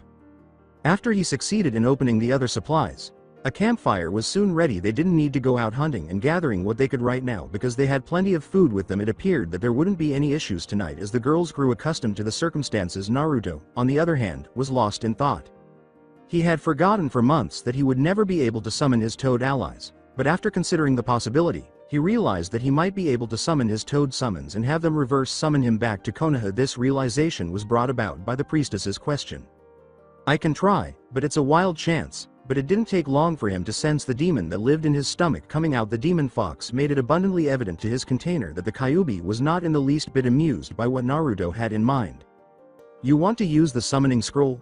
Yes, this might be useful enough to get me home if it works.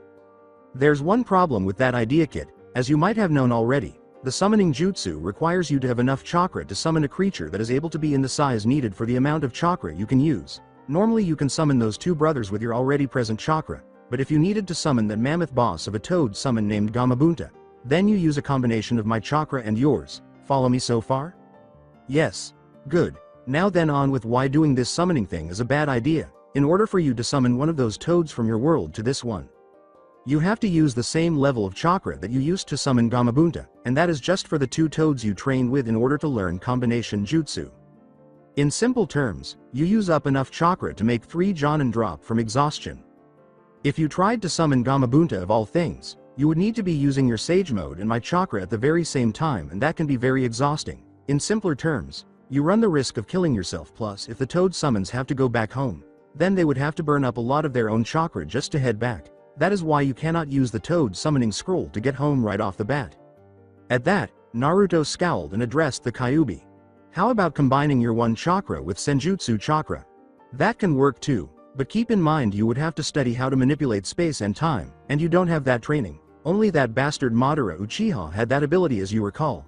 He's the only ninja I know of who could manipulate space and time in a way that naturally made him extremely difficult to kill. You recall how hard it was to even land a glancing blow on him when you first met him as that goofball Tobi. Naruto nodded in response. Remembering how difficult it had been to even strike Madara when they first met, he had used a Rasengan on the head of the ancient Uchiha clan, and he simply phased through him without making contact. It had required all of his skills, including using the Senjutsu chakra and the Kyuubi's own chakra, to finally put an end to Madara for good. Then, to be absolutely certain, he spoke with the Kyuubi.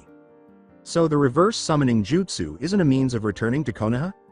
I didn't say that, but you would need a mammoth amount of chakra to do that, and apart from the use of the Senjutsu chakra, the only way for that to happen is if you use my full power, and you vowed not to use it too much, remember? Besides that, you know the results of that, right? Although Naruto now had a greater and more powerful level of control over his tailed states, including the dreaded eight-tailed state, he didn't need to be reminded of the amount of chaos he could cause when he allowed the Kyuubi to take over his body. He wasn't in the mood to unleash that level of power in this world of all places, but it was sufficient to know that he could call upon his Toad allies. If he could inform them of his current location, he could at least reassure the others in Konoha that he would be alright. Alright, do we have enough chakra for me to call forth Gamatotsu and Gamakichi? Naruto only needed to hear the Kyuubi's positive growl to know. Taking the scroll off his back, the blonde Chunin decided to give it a try. Once he was ready, he relaxed and started to call forth the Kyuubi's chakra. As soon as he felt the chakra flow into him, he started making hand signals, which caused the other people, the three apprentice priestesses, to stare at him somewhat bewildered. Joan then spoke. What is he doing? I don't know, those gestures are not like anything I know of. Naruto bit his finger to draw blood from it, then focused the chakra and yelled out the jutsu while placing his hands on the ground. Genie, Melissa, and Meryl watched, trying to figure out what exactly Naruto was up to, but it didn't take them long to figure it out. Kachiyose no Jutsu. The group was taken aback by the sudden burst of smoke in the field in front of them. The blonde ninja mage suddenly rose, and just as Meryl was about to inquire as to what was happening, they noticed two enormous shapes in the smoke. Genie automatically grabbed for her sword. Melissa was prepared to use her war hammer, and Meryl was carrying her daggers. The smoke cleared at that moment, revealing the two forms. H. When the smoke cloud revealed two frogs, the three apprentice priestesses yelled. However, these were not your typical frogs. They were roughly the size of large horses or small houses. One had deep orange skin, a vest with several black streaks on it, gloves, and a sash where a human's waist would be. The other creature had the same outfit, but without gloves, and had deep yellow skin with orange streaks on its body, along with several gourds on its sash.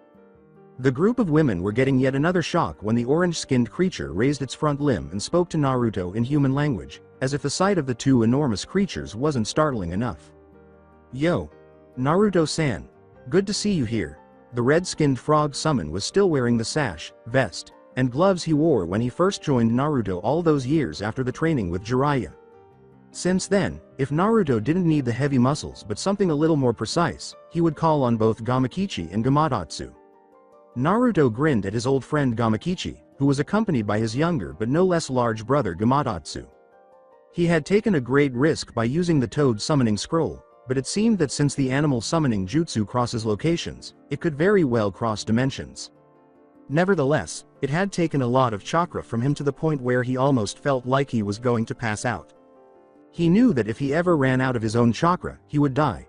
The loss of Kakashi was enough to tell him that the two Toad brothers were good friends, and although it had been a while since he had last seen them, he was happy that they had become much more powerful than he had seen them. Although he missed his sensei, he was aware that he was never forgotten and that Kakashi held a special place in his heart. As his body began to heal, he responded to Gamakichi's greeting with a slight smile. Nice to see you too, Gamakichi, and it's great to see you too, Gamatotsu. Gamatotsu sprang into action and caught Naruto as the yellow-skinned Toad summoned, and Gamakichi's brother stepped forward and spoke to their summoner. Naruto started to feel tired and fell forward a little. Easy there, Naruto-san, you look pale, maybe you haven't been eating enough. The other members of the group responded at that point. Those frogs are talking. Gamakichi snorted slightly as he glanced in the three young priestesses' direction. Hey, we're toads, not frogs.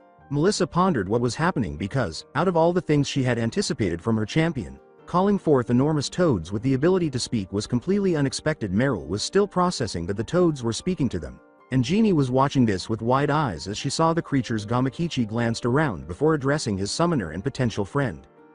"Hey Naruto-san. Where are we? This place sure as heck isn't Konoha or anywhere I know of."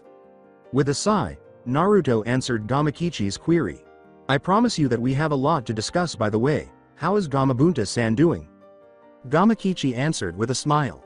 "Dad is doing well, staying healthy, and working hard right now. He was actually wondering when you would call him so you could finally have a drink with him. In any case." Shima and Fukasaku continue their usual argument, albeit with a slightly more laid-back attitude. "You don't need to be concerned about us back on Mount Myobokuzen because the others are also doing well." Naruto decided to enlist the help of the two Toad summon siblings for the mission, but he smiled at the thought that at least his summons were healthy. He had been concerned when he had not been able to see them for a while, so he decided to tell them what was going on. "I'll give you guys some important information later, but would you mind assisting me on a mission first?" Gamakichi grinned broadly and nodded. "Sure thing Naruto-san, I'll be more than ready to help out. It's been getting kind of dull without some action to do." Gamadatsu answered with a smile. "Sure thing. I just hope that a very good snack is waiting at the end of it." Naruto laughed a little because, even though he was getting older, Gamadatsu still had a thing for snack foods, and he knew that this would not go away anytime soon. Melissa then came forward and addressed Naruto. "Naruto, what exactly are they?" Gamakichi looked at the blonde priestess before Naruto could respond to Melissa's question. The Toad summoned then looked at Meryl and Genie, which caused the three women to become a little anxious about why the Toad being was examining them. They finally got their response when Gamakichi turned to face Naruto and spoke. "Hi Naruto-san, may I ask who these three are?" "Oh yeah, Gamakichi, Gamadatsu. This is Melissa, Genie, and Meryl." "Well, Naruto-san, will you somehow forget about Sakura and Hinata? They look like your girlfriends to me." The blonde ninja, mage, slapped Naruto's forehead, causing Melissa and the others to look at him in shock. He should have known this was going to happen with Gamakichi, he said. "No, I'm not doing that. In addition, I have a lot of things to tell you about that are happening here. Alright, let's just concentrate on the current task." Gamakichi chose to remain silent because he knew he was making Naruto uncomfortable, to put it mildly, and it appeared that Gamadatsu did the same at that point. The genie spoke up because she wanted to know what the two enormous talking toads that had just materialized in front of them could do in battle, and she was still unsure of how to react to them. "Although I acknowledge that this was unexpected, what are these toads capable of if they want to assist us on the mission? They would need to be able to support themselves." In order to show the group some items, Naruto smiled and addressed his two toad summons. "You're up Gamadatsu." The yellow-skinned toad smiled and nodded, then moved to a nearby tree and focused his chakra, releasing the jutsu as soon as he felt his inner supply properly shaped and fueled. Sweden, Mizu no Kenju. The group was taken aback when the yellow-skinned toad unleashed a high-speed water bullet that struck the tree and literally broke it into smaller pieces as if it were cut by a powerful blade like they were just kindling. Gamatatsu smiled at Naruto and his brother, seemingly having been training again to be better at helping out because of his slowly maturing maturity to equal Gamakiri with the technique. "How am I doing, Naruto-san, my brother?" Gamakichi smiled and praised his younger brother. "Nicely done, brother. I guess the training paid off." Naruto concurred. "Yes. I think it's your turn, Gamakichi. That was awesome. I'd love to see what combination jutsu we create this time." The orange-skinned toad nodded and selected his own target tree. He then made a number of hand signals before releasing his own technique as he sensed his chakra expanding and the oil in his body being the proper mixture and quantity. Kaden. Enden. The group saw the orange-skinned toad turn the tree to ash by letting loose a huge tongue of fire in front of the shocked women. While he was calmed by the scene in front of him, Naruto thought about the young child and hoped that he and Gurren were okay. He then glanced at Melissa and the others, whose eyes were wide with shock, and Meryl finally spoke. He had witnessed Gamakichi do this before when they battled the Three Tails and worked with Yukimaru. "Have I just noticed that? Did that enormous toad have fire in its lungs?" Gamakichi answered with a smile. "Yep. Your eyes didn't fool you at all, human. I'm a fire chakra type, while my brother here is a water chakra type." Genie, Meryl, and the priestesses continued to watch in disbelief as Naruto entered the discussion. "If I need assistance with a particular jutsu that requires an animal summoning, I call upon Gamakichi and Gamadatsu, among others. After we break camp tomorrow, I suppose we can continue our journey to the ruins that you priestesses were so eager to visit. In any case, What kind of threat are we facing this time? Janet, who continued to gaze warily at both Gamakichi and Gamatatsu, was the first to speak at that point. We're supposed to be clearing out the ruined temple of zombies. Naruto blanched at that.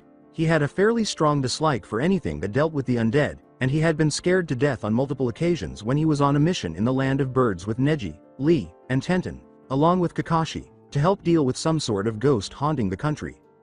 When they eventually brought the rightful ruler to power, they discovered that a real ghost had assisted them. In addition, at one point in his life, he was visited by the spirits of both Hiruzen Sarutobi and Gekko Hayate, and the moment he realized he had been visited by real ghosts, he was unable to sleep for a week, regardless of how much he admired the former third Hokage as a grandfather. Melissa spoke to Naruto after noticing that. "Are you okay, Naruto?" After taking note of that, Gamakichi talked to Melissa. "No worries about that, Naruto just has a dislike for anything dealing with undead and spirits." "Really? So Naruto doesn't like undead people?" After glancing at Meryl, Naruto answered, "Absolutely, I don't like undead people. Is that a bad thing?" "Not really, I'm just surprised that you dislike the undead. I recall the time you tore apart that hellhound back in the forest with that spell you used, so I thought you'd have no problems dealing with the walking dead." The women then decided to go take a long bath, but all of them gave Naruto warning glares not to do anything outrageous that was going to get him a beating. Although Naruto sighed, he was not going to go into details just yet, and since they were not going to get much out of the blonde ninja, mage, they decided to let it be for the time being as they were leaving, though the blonde had other ideas. Since the blonde ninja, mage, had been watching them while they were taking a bath, the group was obviously unaware of exactly what Naruto had in mind. After a day, Naruto whimpered at what he saw.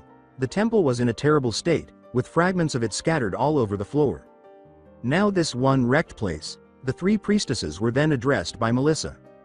"There is no risk of traps or monsters because this ruin has already been examined and determined to be safe, but it appears that evil has returned. Are you prepared for the cleanup that we are here to do?" "Yes, Miss Melissa." Naruto chose to wait a bit after the four left, which prompted Gamatatsu to talk to him. "Naruto-san, are you certain we should let them go alone?" "Yeah, this is supposed to be a training exercise for those three and we're here to support them. If things get too rowdy, there is no sense not letting them learn the dangers they have to face when they became priestesses of Miley in the first place." After hearing that, Jeannie and Meryl also made the decision to hold back because they were confident Melissa and the other priestesses could use their divine magic to destroy the undead by cleansing their corrupt souls and sending them to the afterlife. The first wave of undead quickly appeared on the scene. Since toads don't smell like humans, Gamakichi and Gamatatsu could tell by Naruto's disgusted expression that those strange-looking humans did. Naruto looked at the shambling undead and pinched his nose at the stench emanating from them. "Do they really smell that bad?" Naruto nodded in response to Gamakichi's query. "Let me put it this way, you two are lucky you don't smell things the way humans do." The four priestesses were doing fine until a much larger wave of zombies emerged from the ground. Melissa realized that there must be a lot of people in the ruins at this point, which indicated that there was a high risk of entering the ruin. After noticing the mess, Jeannie and Meryl moved in to help Melissa, but this time Naruto, Gamatatsu, and Gamakichi decided to get involved as well. While Gamatatsu gathered the oil in his body and added more to boost the attack as he molded his water chakra, Gamakichi prepared his fire chakra, and Naruto, who was behind both Gamakichi and Gamatatsu, began to focus his wind chakra. The others wondered what the three were doing because the enormous zombie horde was in front of them. At that precise moment when Naruto yelled out the combination jutsu, they received their response. Futon. Gamayu Endan. Supported by Naruto's wind element chakra, the two toads released their stored chakra as a fine oil mist flowed in front of the undead horde.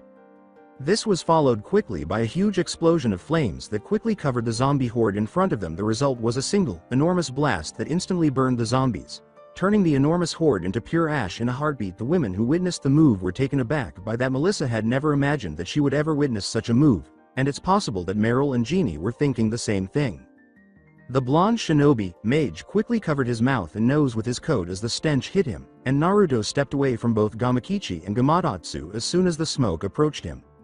"Oh man, now that really stinks." At least the zombies were now under control, though the others couldn't agree more. The two toad summons were never irritated by Joan, Janet, or Anna. After that, the group proceeded to the summit of the ruins, but Naruto requested that Gamakichi and Gamatatsu remain there for the time being because their combined weight could cause the ruin to collapse. The two toads concurred, and Naruto dispatched 2 of his Kage Bushin to scout ahead to make sure they weren't unexpectedly ambushed. Once his Kage Bushin had fled, Naruto and the others entered the ruin to see what else might be there. As they entered the ruin, Naruto felt the thick dirt beneath his hands and looked at the floor with his wand casting light. He knew that although the area was now free of traps, the time and weather would make it a death trap more than most. Nobody's been here all right. That rules out the chance this whole zombie mess is the work of some mage with a twisted sense of humor or megalomania. Meryl studied the map, and as she placed it on the floor, Naruto illuminated it with his wand as the others gathered around. This place has no traps since it was cleared already, but time and weather might have damaged the structure of the ruin, so we can't just go wandering about in here. Jeannie grunted as she pulled out her sword. She had already dealt with undead-infested areas and knew that the zombies would know where they were as soon as they stepped foot here. That might be true, but we still have to clear out the rooms one by one of the zombies. It's best we move from room to room together. We'll need to protect Melissa and the other priestess with our weapons. You're going to have to be the magical support on this one, Naruto. The Kyuubi was more than happy to lend a hand, or rather, a paw, to keep his Jinchuriki alive and breathing, but Naruto shrugged.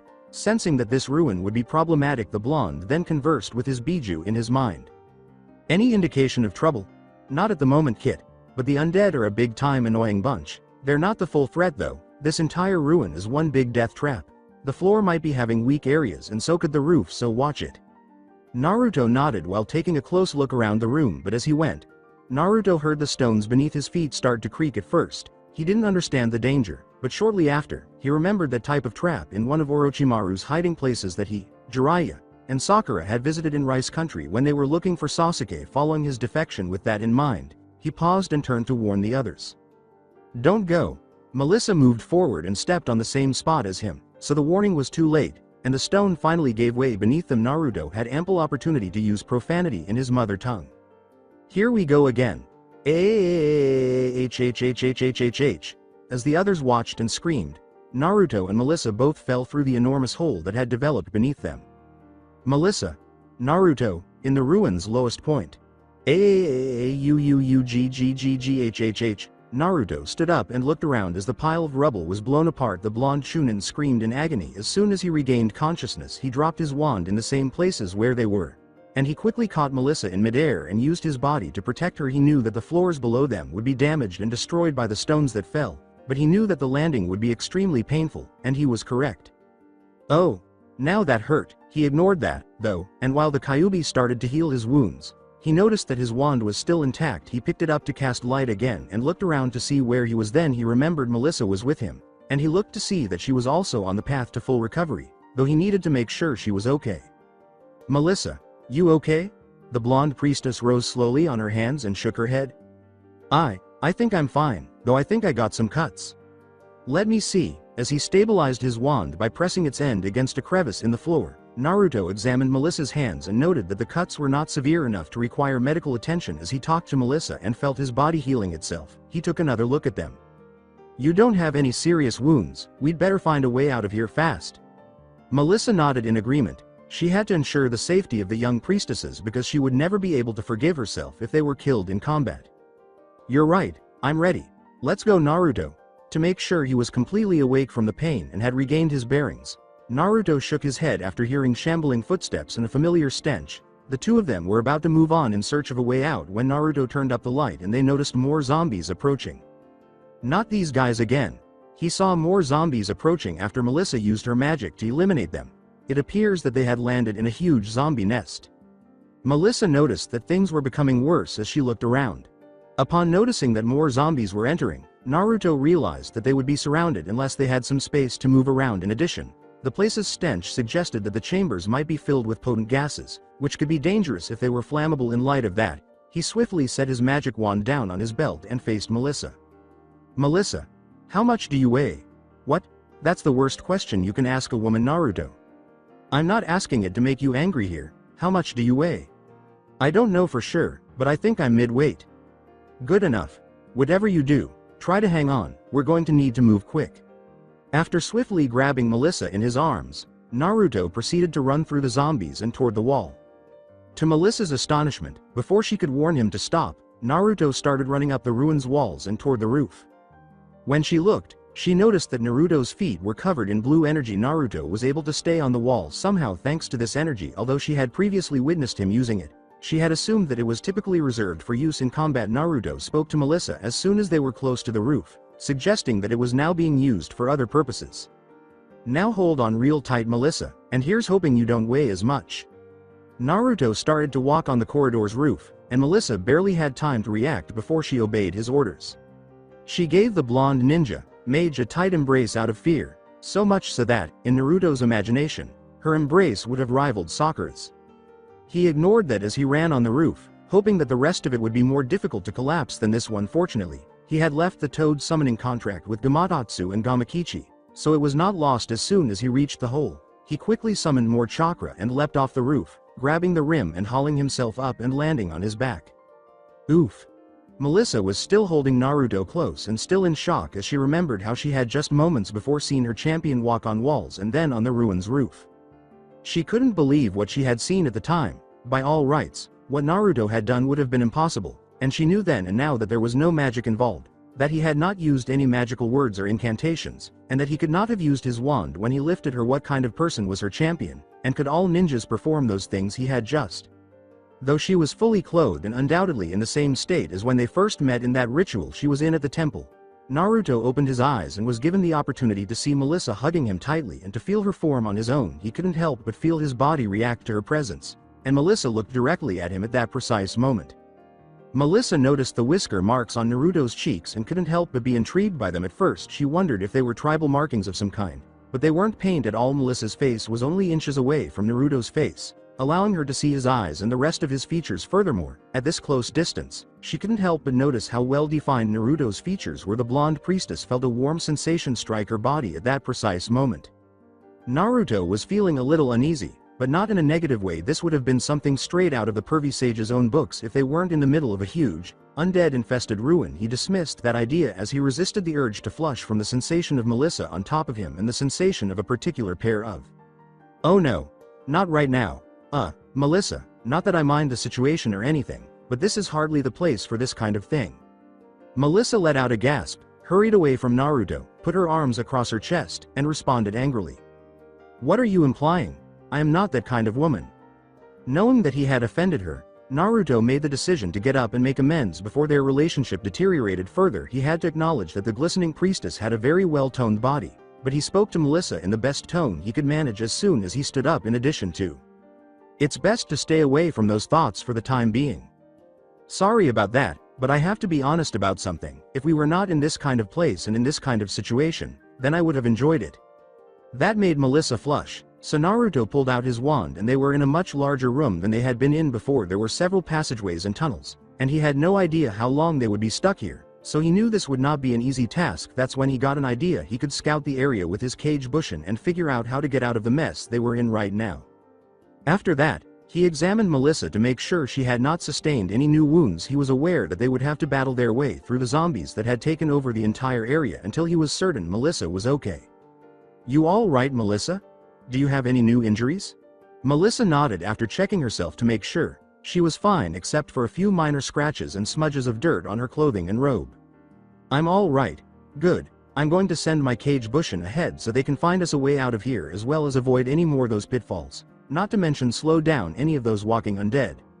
Naruto then screamed the order while setting his wand on the ground. Kage bushin no jutsu. In an instant, Naruto found himself encircled by a significant number of his kage bushin. He promptly instructed his kage bushin to locate the others and determine their safety. After that, the bushin kage received multiple packs of glowing powder in various colors. They were instructed to use their kunai to create patterns in the stone walls and then rub those patterns with the powder to mark the exit. When that was finished, Naruto picked up his wand and turned to face Melissa, sending the kage bushin flying through the tunnels. We'd better get a move on to find the exit soon, or find out how many zombies or whatnot are in there. Melissa consented, and the two followed her in the hopes that the others would be luckier than they were right now. The swordswoman had to concede that Naruto's summoned toads were quite useful not only for their ability to use fire and water for attacks but also for their sheer physical strength.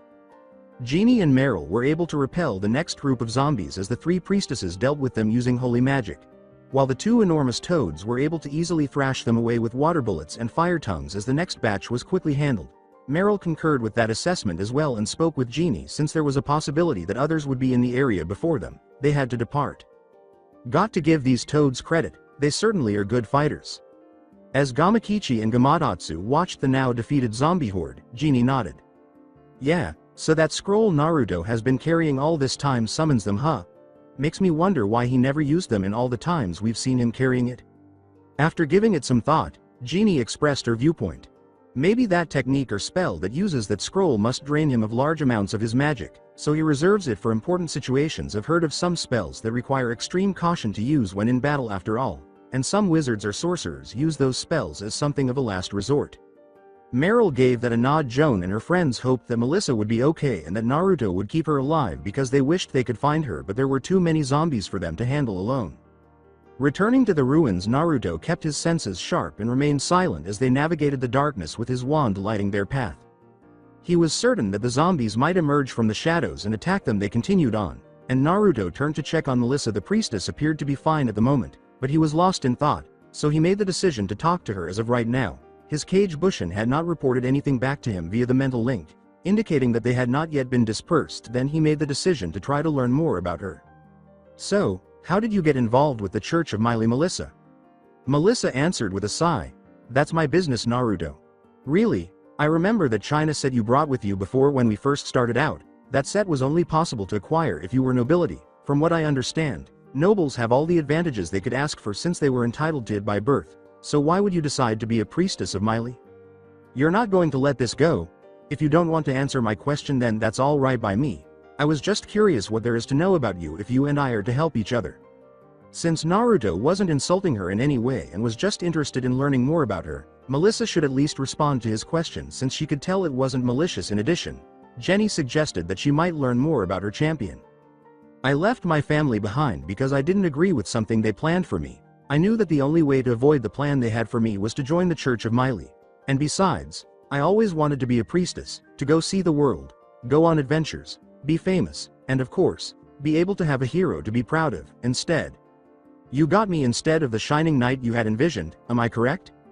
Melissa chose to tell the truth at that point. Yes, but I have to say thank you. Naruto turned and gave Melissa a big smile and a funny look, which naturally made Melissa wonder why the blonde mage, ninja, was staring at her. Why do you have that look on your face? I don't mind at all. I'm just shocked that you thanked me. What was it for, anyway? For paying the debts we had with the collectors, and we did find out that you paid them with your own money. Even if you really didn't need to do it, you made it a bit easier for us at the very least. Oh, that's right. You're welcome.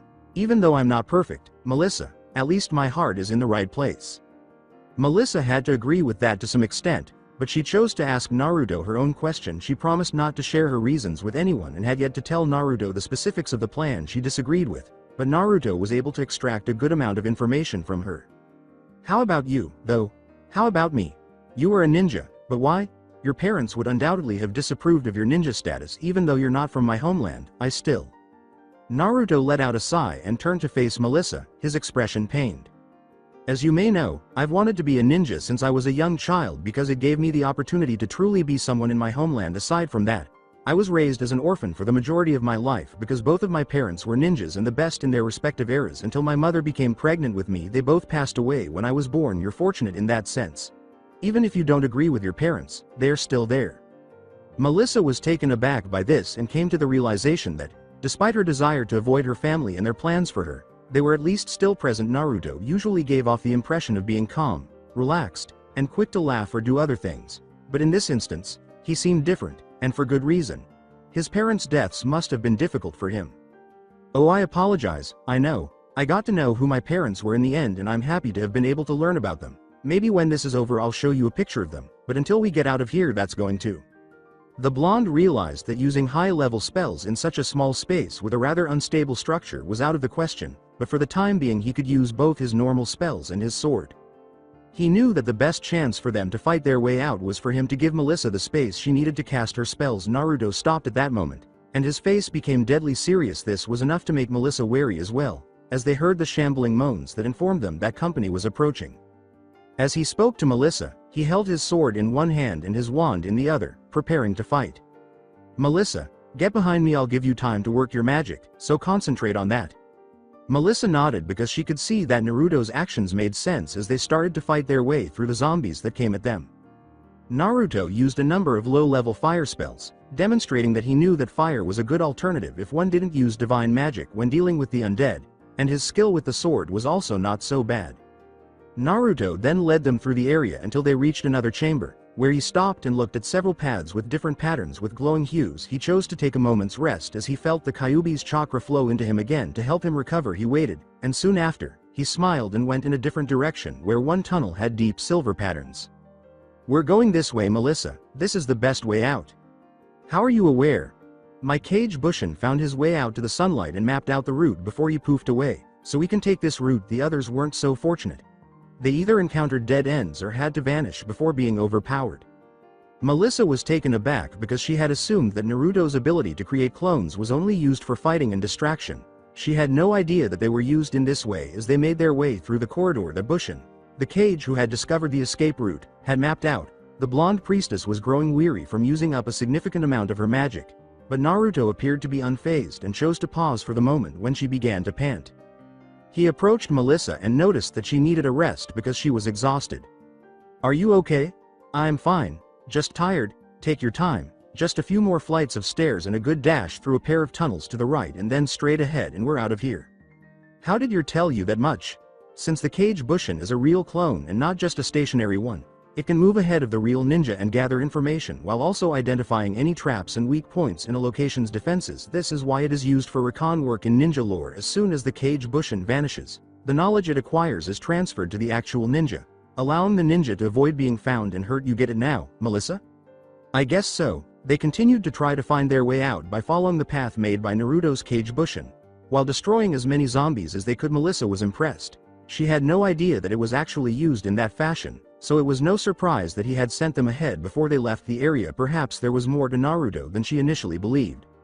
Later on, the group had been waiting for them for hours, so it was a good reunion for everyone. The two managed to return without any more encounters with the undead, and it appeared that Meryl, Jeannie, and the three priestesses had also been able to clear the area. The number of zombies in the ruin had significantly decreased, and Melissa made the decision to suggest that head priestess Jenny send in a group of her fellow priestesses to clear out the remaining zombies. He explained the entire situation to Gamakichi and Gamatatsu, who were shocked to learn that they were in a completely different world and that Naruto would not be able to return home until he had perfected the use of magic and discovered a way to open a portal that would allow him to return to Konoha. He asked the two toads to deliver a message to Konoha and the others who were undoubtedly searching for him, informing them that he was okay and was already working on trying to find a way home. The toads agreed to send the message to Konoha after that, and Naruto used his Senjutsu chakra to send them back to Mount Myobokuzen, at which point he collapsed to the ground, exhausted, and gazed up into the sky. "Man, I am beat, using up all that chakra." After that, Melissa approached Naruto and said the prayer to heal him. To the blonde's surprise, it appeared that perhaps Melissa was not as horrible as he had thought, and he smiled at the blonde priestess as soon as he was completely recovered. "Thanks." Melissa nodded as she completed her healing. She had expended a lot of magic dealing with the zombies and ought to have conserved more energy, but she chose to heal Naruto. In reality, this was unnecessary because the Kyuubi would heal Naruto the following day, but the blonde Shunin chose to keep it a secret for the time being. Perhaps this collaboration would succeed after all. In Ofun, the city at the moment, Naruto and Ayla were enjoying a light meal in their favorite tavern while Ayla played with a small amount of magic wood that she had bought in the merchant quarter's magical supplies area. Naruto was back to studying, practicing the shinobi arts, and maintaining his magical abilities, while Ayla had been working on some new magical projects that piqued her interest and her desire to learn as much as she could about magic. The red-haired magician then turned to her ninja companion and spoke while he was eating. "So everything went well with the mission in the ruins?" Naruto gave that a nod. "The priestess performed admirably, and Melissa isn't doing too badly right now. In any case, Ayla-chan, how have you been?" Ayla responded with a smile. "I'm doing well academically, and the projects I've been working on have greatly aided in providing me with the opportunity to apply those lessons." "Naruto, how about you?"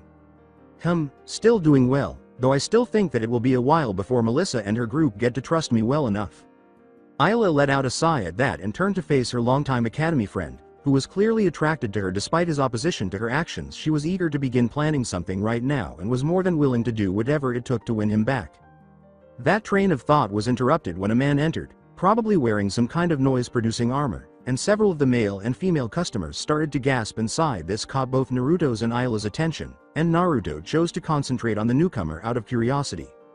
The man had a sword there and the traditional good guy appearance, which is why most of the women, except for Ayla, were sighing like giddy schoolgirls. He was wearing silver-plate armor, had a cape of some kind on his shoulders, and had long, well-groomed blonde hair. Naruto had a feeling this guy would pass for a salon and shampoo model back in his world. Why is this starting to bring back memories of my academy days?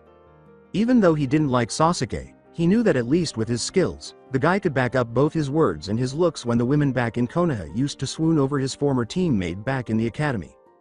Neji was also considered good-looking, specifically by his teammate and girlfriend Tenten, and since his friend was Jonin, he had the skills and ability to back up the looks. Naruto, however, knew better than to be swayed by good looks alone, as he had dealt with some pretty guys in his time before. In contrast to this peacock of a nut in armor, the other attractive boys in his world, Kimimaro, Haku, Temujin, Kakashi, and even Sai, had good substance that made them deadly fighters, as he declared to everyone that he was a true man and a gift to women everywhere. Naruto wanted to close his eyes and wish he was dreaming. Then the man in question addressed them. "I can tell you two are sorcerers based on your attire." At that, Naruto snorted and answered, "This is the only tavern close to the Magic Guild's location, you know, so it makes sense mages would come here for their off hours." Naruto wanted to use his chakra to send the guy out of Ofun, just like Kakashi had done when he met the Jonin in that bell test all those years ago, but the guy ignored him and turned his attention to Ayla, smiling haughtily and speaking in a way that made him want to submit to the 1,000 years of death attack in order to silence him. "Your expression makes it clear that this handsome knight of Ramlirth is interested in you, my fair sorceress, but I fear that my heart belongs to someone else. Nevertheless, I have no problem with you being taken by me because I am accustomed to such behavior." Ayla's expression was one of both bewilderment and disgust. She had already found a man deserving of her attention, Naruto himself. So why in the world would she want this haughty man dressed in tin plates? She did, however, and Naruto did notice the sword he was carrying. It was very tempting for Naruto to use the 1,000 years of death to defeat this haughty knight right now, but he kept his attention on the sword just like Ayla did. That sword he was packing had a peculiar quality, and he suspected it might hold the secret to identifying this individual. This man then asked for directions to the Meili Temple. The nut's request for directions to the Temple of Meili made Naruto wonder if he knew any of the priestesses there. He couldn't help but pray to the kami for the woman's salvation as soon as he realized that the insane loon had his sights set on someone in the temple. How could any of the priestesses of Meili possibly be engaged to this nut? Within the temple, Melissa had just finished another sermon on the virtues of having a champion and being able to serve that champion. It had been difficult because she remembered everything that had happened when Naruto was her champion. She could remember the things he did that contradicted everything she had read about brave champions, but she also remembered the times he had been acting honorably, so she had to concede that perhaps she could learn more about Naruto. Jeannie and Meryl greeted the blonde priestess as she sat in the tall gazebo, and they discussed. The group's lone male member Meryl initiated the conversation about Naruto and his actions within the group. "You know, I still might not like him, but he's certainly got some skills. No doubt being trained as an assassin helped in that. I've never seen anyone use that kind of magic before with the toad summoning bit, not to mention the scrolls he uses." Jeannie spoke, too, and nodded. "True, not to mention I have yet to see him use that sword he has with him. Those hand-to-hand combat skills he has certainly does not match any tavern brawler style I know of. Though I still think they're no match for a skilled warrior with a well-made and balanced weapon. Still, I want to see what else he has under his sleeve. As the old saying goes, if he can use that sword well, I might decide to change my tune." Melissa nodded, reflecting on Naruto's response to her question about why he became a ninja in the ruin. "Naruto. As you may know, I've wanted to be a ninja since I was a young child because it offered me the opportunity to truly be a person in my homeland. Aside from that, I was raised as an orphan for the majority of my life because both of my parents were ninjas and the best in their respective eras until my mother became pregnant with me. They both passed away when I was born. You're fortunate in that sense. Even if you don't agree with your parents, they're still there." "I agree in that regard. Maybe Miss Jenny was right about me having to take time to know him more. For one thing, I learned he was an orphan growing up." The two were taken aback by this since they had assumed that Naruto had a family. They were going to inquire further about the situation when they heard Naruto's voice. "Hey Melissa, you around?"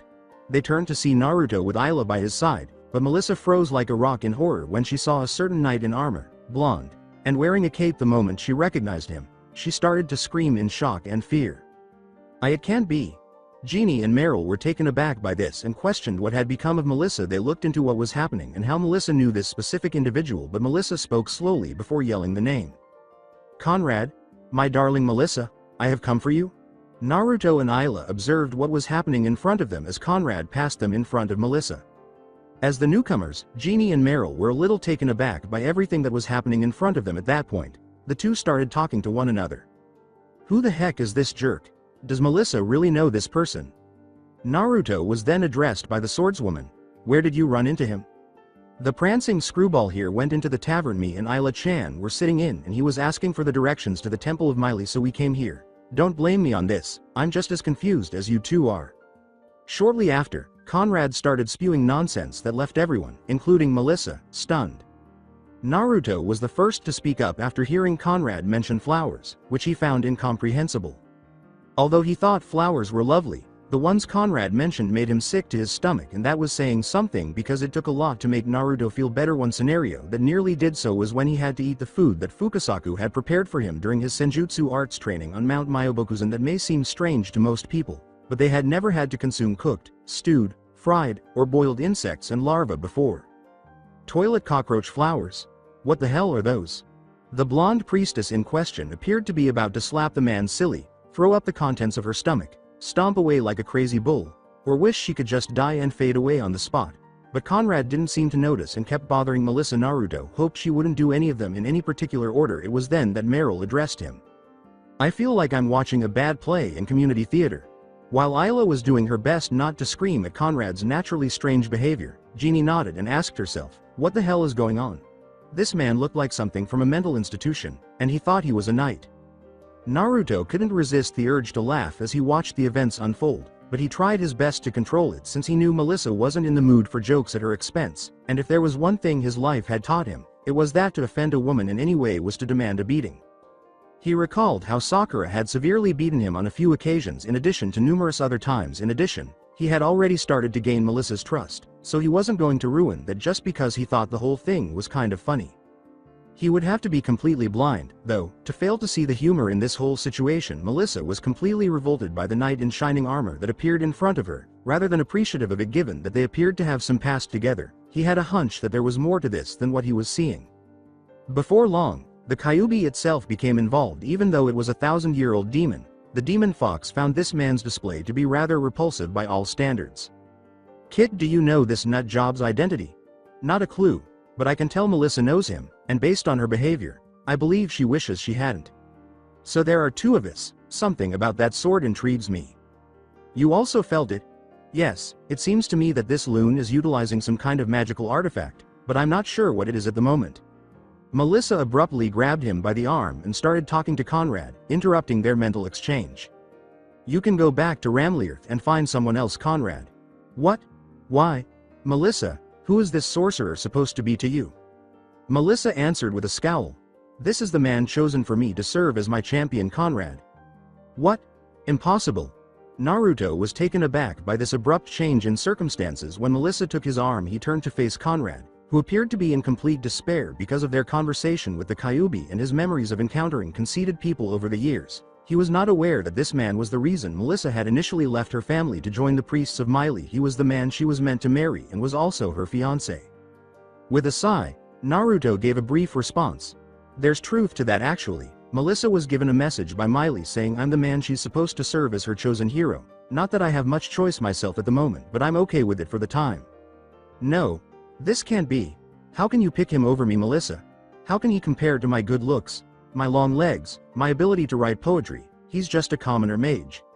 Conrad was insulting him as though he had the right to do so simply because he was a knight of Ramlierth, and Naruto wasn't sure whether to beat Conrad senselessly to stop him or cover his ears to block out the noise. However, Naruto didn't have a problem with this man, and he wasn't going to use insults as an excuse to beat up a donkey that was 100 years old.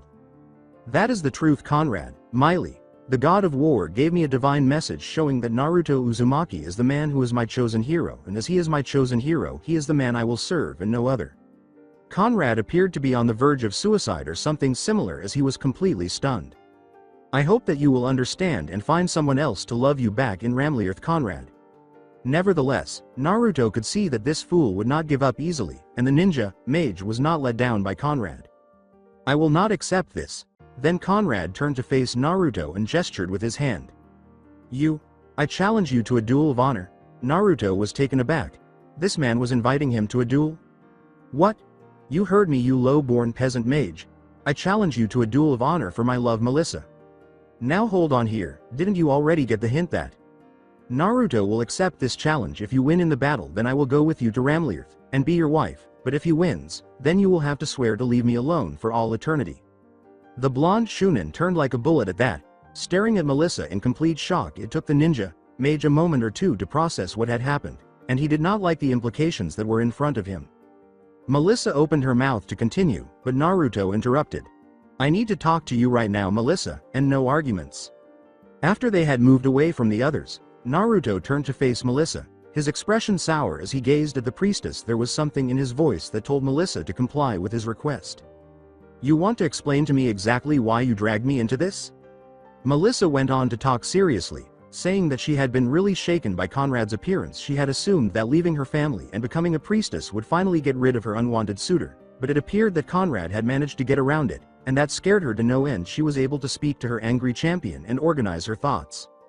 You remember back in the ruins a few days before, when I told you that I left my family to avoid something they planned for me?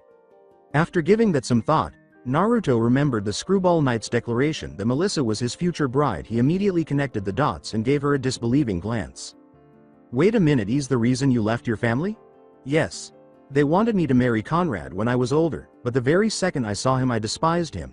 He's so arrogant, snobbish, completely irresponsible, and worse, he's got the worst kind of vocabulary I have ever heard.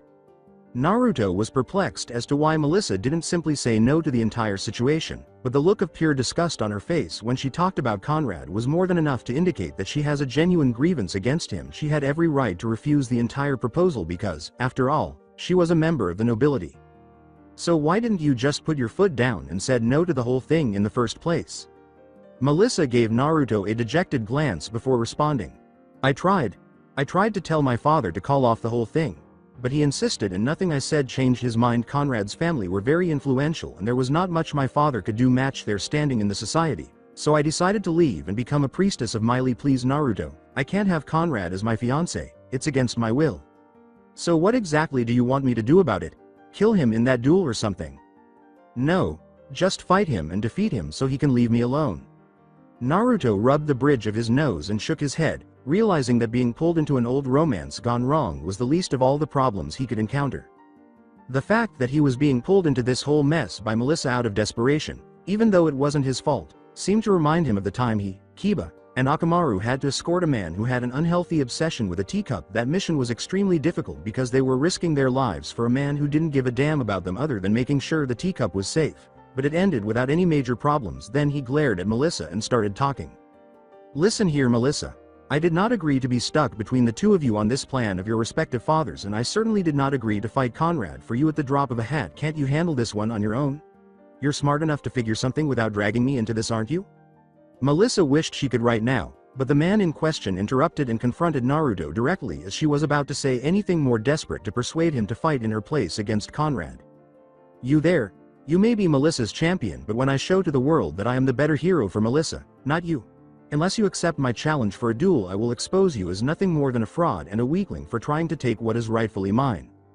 The blonde ninja mage chose to give the conceited fool in the expensive armor a very serious glare and a fierce smile that was devoid of any pleasantness as he spoke very seriously, because that was enough to make Naruto very angry.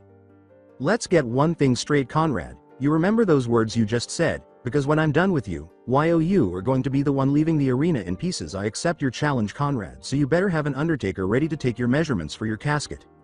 Conrad replied, I have every confidence that I will have the advantage in the coming battle to win back my bride-to-be. He didn't know why, but he ignored the slight chill that ran down his spine and kept his appearance the same. So be it. I will see you in a week, sorcerer, and soon you will bow down to my superior skills. The only reason Naruto didn't simply grab a kunai and thrust it deep into Conrad's ass after putting him through the 1,000 years of death was because they were in sacred territory and close to the Temple of Miley when Conrad left the temple grounds. It was difficult for him to control himself as he gave Conrad a fierce look and vowed to beat that cocky ass to the ground for the slight. He did, however, spend some time researching this opponent to make sure his suspicions were correct, and they were. Melissa could tell by the look on Naruto's face that he was furious, and she couldn't help but be extremely concerned because she had seen Naruto get angry before, but this time he appeared to be angry enough to kill someone. Although she hated Conrad, she wasn't furious enough to want him dead because she didn't know what might happen if Naruto killed him. She reached out and touched Naruto's shoulder after noticing that, for some reason, her eyes started to appear a little more feral. Naruto, with a very cold glare, the blonde ninja turned to face her. This continued for a brief while before Naruto became very serious. I was starting to trust you, Melissa, and then you drag me into this? You want me to fight a man without even giving me a chance to agree or not to the whole thing? Melissa attempted to speak, but Naruto was not in the mood for conversation. He was furious at the time, but he was able to cool down a little. Then he gave Melissa a serious look and spoke slowly. You are going to tell me everything, Melissa. I want to know just what is it you dragged me into this. I deserve that much at least. Melissa nodded. She had acted in a moment of desperation and was now beginning to regret her involvement with Naruto in this mess. In the following day at Genie's house, Naruto had to acknowledge that there was some logic to the whole situation when he was told about Melissa's departure from her family and her decision to join the priestesses of Meili. He recalled his mission to escort his favorite actress, Yukie Fujikaze, only to discover that she was actually a princess named Koyuki Kazuhana.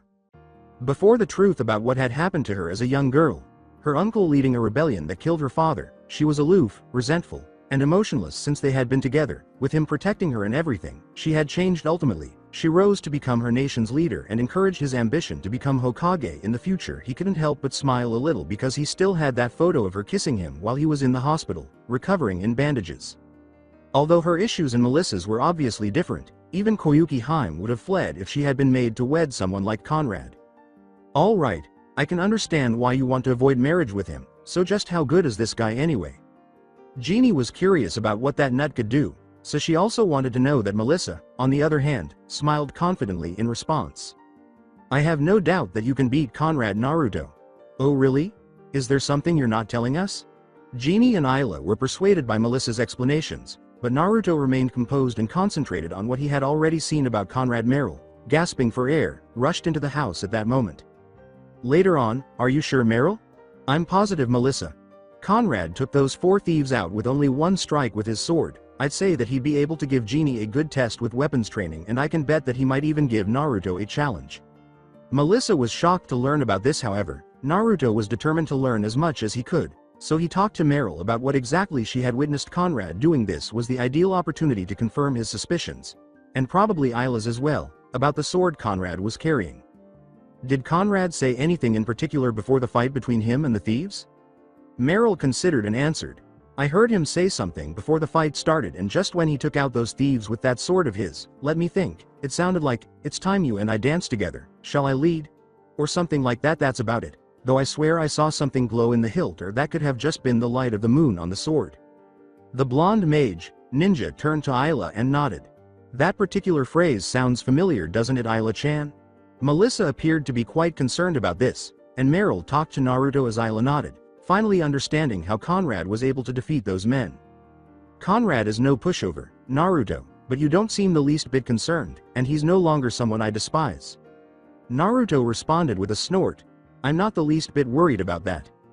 Meryl gave Naruto a startled look because he appeared completely unaffected by what she had witnessed Conrad do to those thieves. She remembered how easily Naruto had previously fought with her and Genie, but the rules of a duel required him to use swords and not use magic or his hands to perform combat maneuvers, which put Naruto at a significant disadvantage in her opinion.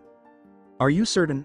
Naruto, you seem self-assured, but as I mentioned, this man might not be a pushover. Chunin, the blonde, snorted and answered. I was able to observe him when he came into the tavern where Ayla-chan and I were sitting and going about our business. Did you see his sword, Ayla-chan? Ayla remembered seeing Conrad's sword and nodded. It was a well-crafted blade, but now that we know just what sword it is, we can bet that he's not a real threat in himself. That's very true. If he was a real warrior as he claims, he would never resort to using that kind of sword. Not to mention that guy stumbled in the temple grounds as well as in the tavern when we met him when he walked away. Both those times told me a lot more about him as well. At that, Genie arched an eyebrow and inquired of the blonde shinobi mage what he was attempting to highlight about Conrad. How does your skepticism about his knightly abilities relate to his stumbling around? Naruto raised an eyebrow at Genie and gave an explanation. Genie, you noticed the type of armor he was wearing? Indeed, Knights frequently wore heavy plate armor, how about it? A person must possess extraordinary physical strength, endurance, and stamina in order to wear that type of armor and move around with it without much difficulty. It would have been simple for him to get up and continue walking after he stumbled in both of those instances, but he remained there for a short while as though he was trying to avoid falling, and it required some work to get back up unless he has something to conceal. That is not the proper behavior for someone who is physically capable of wearing plate armor.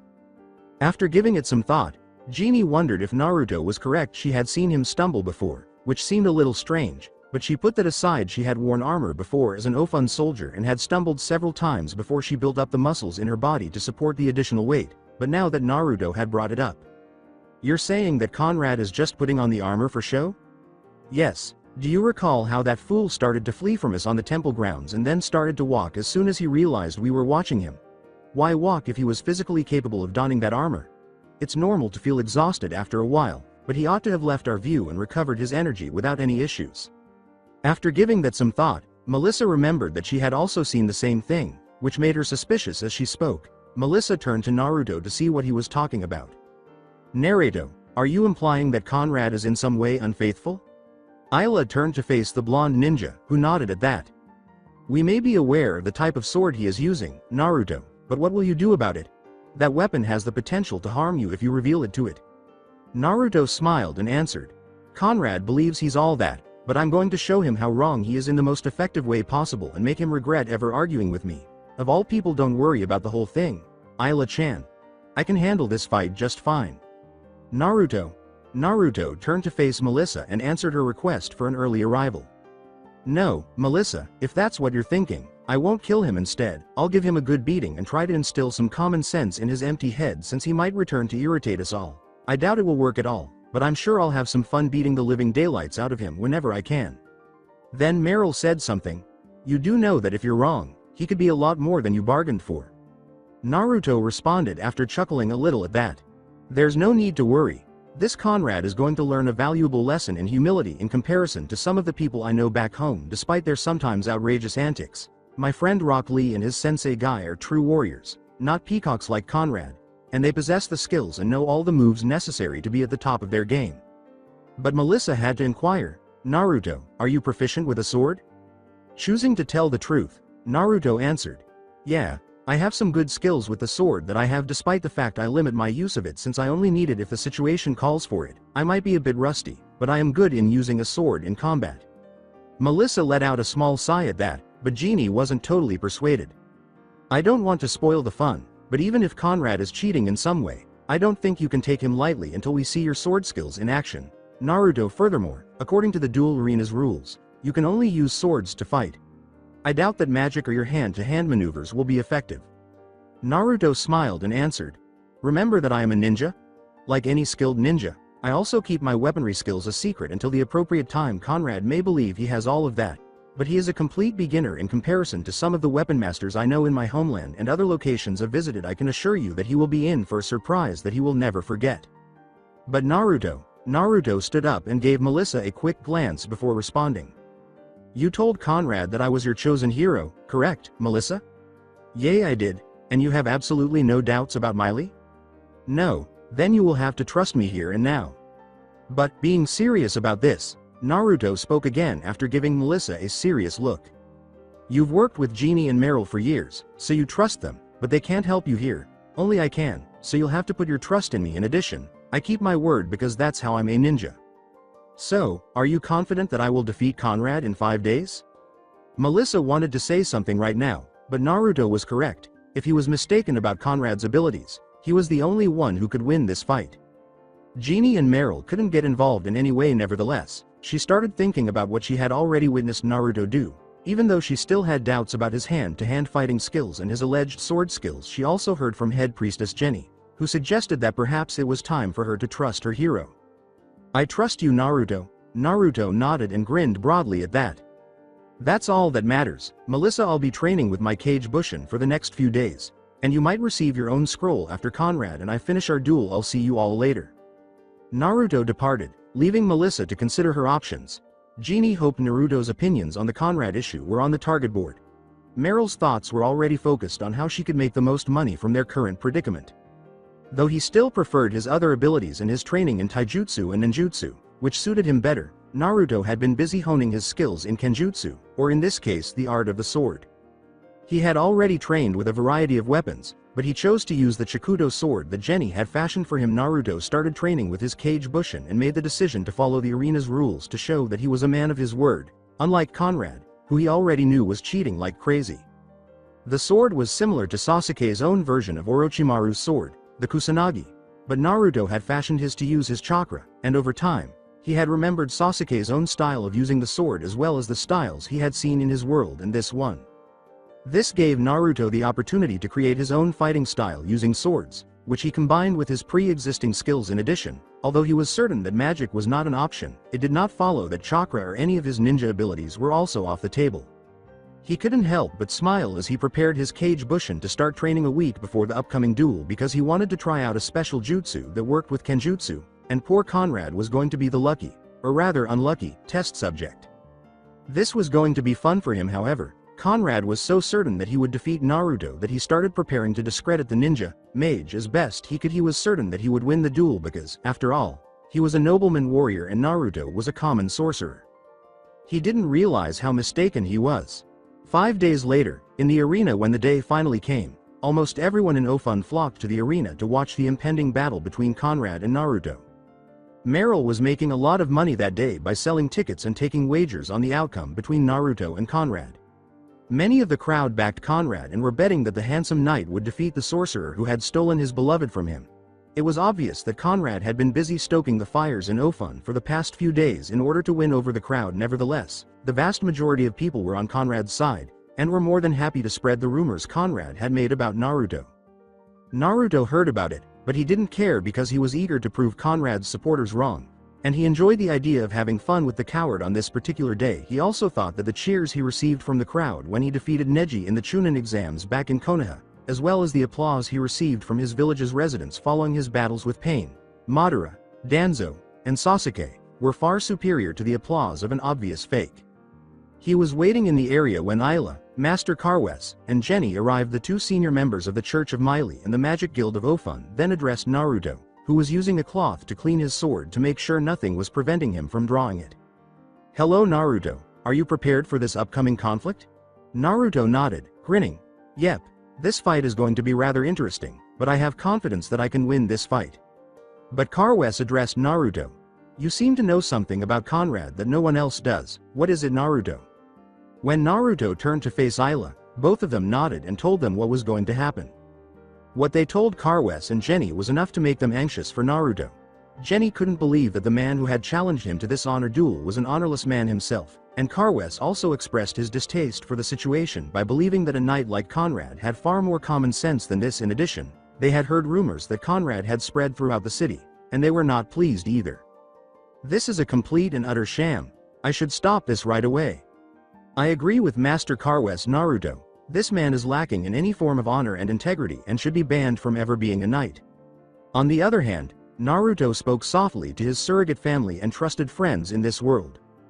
"Don't call it off, Carwes-sensei. Miss Jenny, this match should not be called off merely because Conrad is going to cheat." Jenny asked why Naruto was insisting on the fight even though Conrad was already cheating and spreading untrue rumors about him, and Naruto responded that he could see that Carwes was doing the same. "The only problem I have with Melissa is that she can't trust me because I am a ninja and I don't fight the way she expects a hero to. She believes that I should fight like a knight and everything. That's why I told her to trust me to defeat Conrad. However, she chose to trust me despite her issues after I assured her that I would defeat Conrad in my own way. This means a lot to me because it shows that, even though I am not the hero she had envisioned, I can be the one she needs. Aside from that, I'm going to show everyone in Ofun that a man is neither a hero nor a good-hearted person just because he is wearing shiny armor, carrying a sword, riding a horse, and appearing to be a god. It's time for people to learn to look past appearances and see the true person beneath the armor." After giving it some thought, the two nodded, but Carwes made sure Naruto understood the consequences of continuing the fight. "All right Naruto, but remember that you will not be allowed to use magic in this duel." Naruto smiled and answered, "No problem, besides, I will be using my chakra at some point, and as far as I know, Conrad said nothing about any rules in this fight, so I have free reign."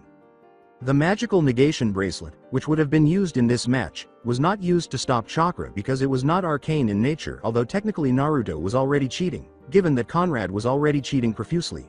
Naruto was not cheating by any means. Carwes and Jenny shook their heads and smiled slightly.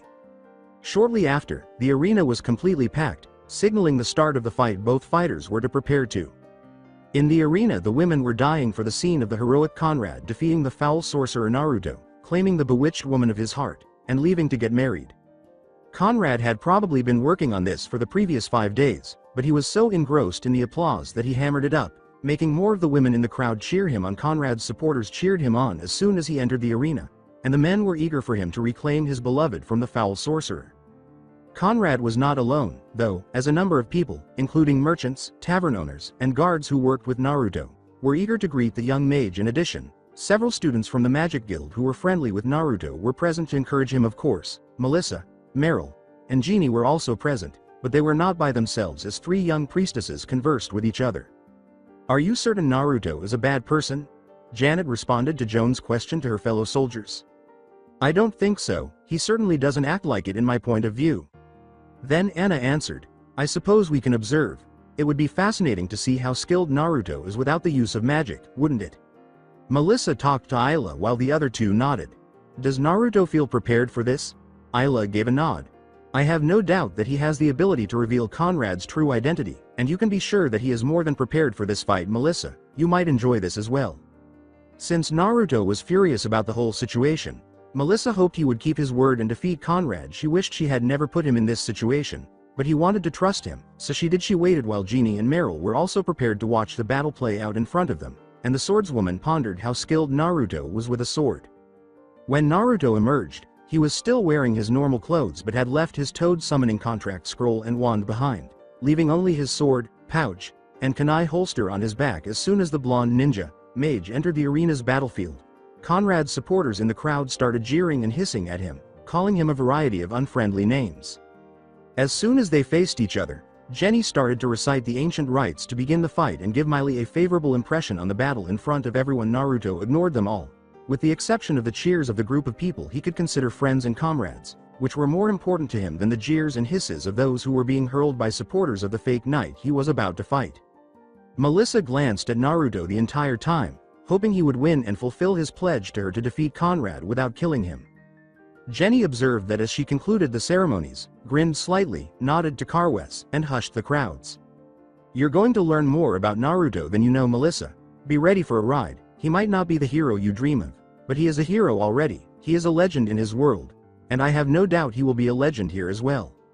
Carwes then took into the arena a sating cushion with what appeared to be bracelets. These were easily recognized by Naruto as arcane negation bracelets. These were similar to the same ones he had been slapped with before, but these were designed to stop a spell cold, dispel it, and also shock the person from using magic of any form.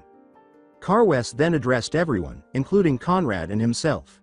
"This is a duel of honor, and the 2 competitors will face off in a fight where their sword skills, physical prowess, stamina, and endurance will determine the outcome. Since both fighters are proficient in magic, this will limit the use of any kind of magic in the fight. If the arcane negation bracelet is not worn during the match will be automatically forfeited." Naruto Uzumaki, are you in agreement with these terms? Naruto nodded. He had assured Melissa that he would prevail, and as a potential Hokage, he honors his word as long as he can pull this off.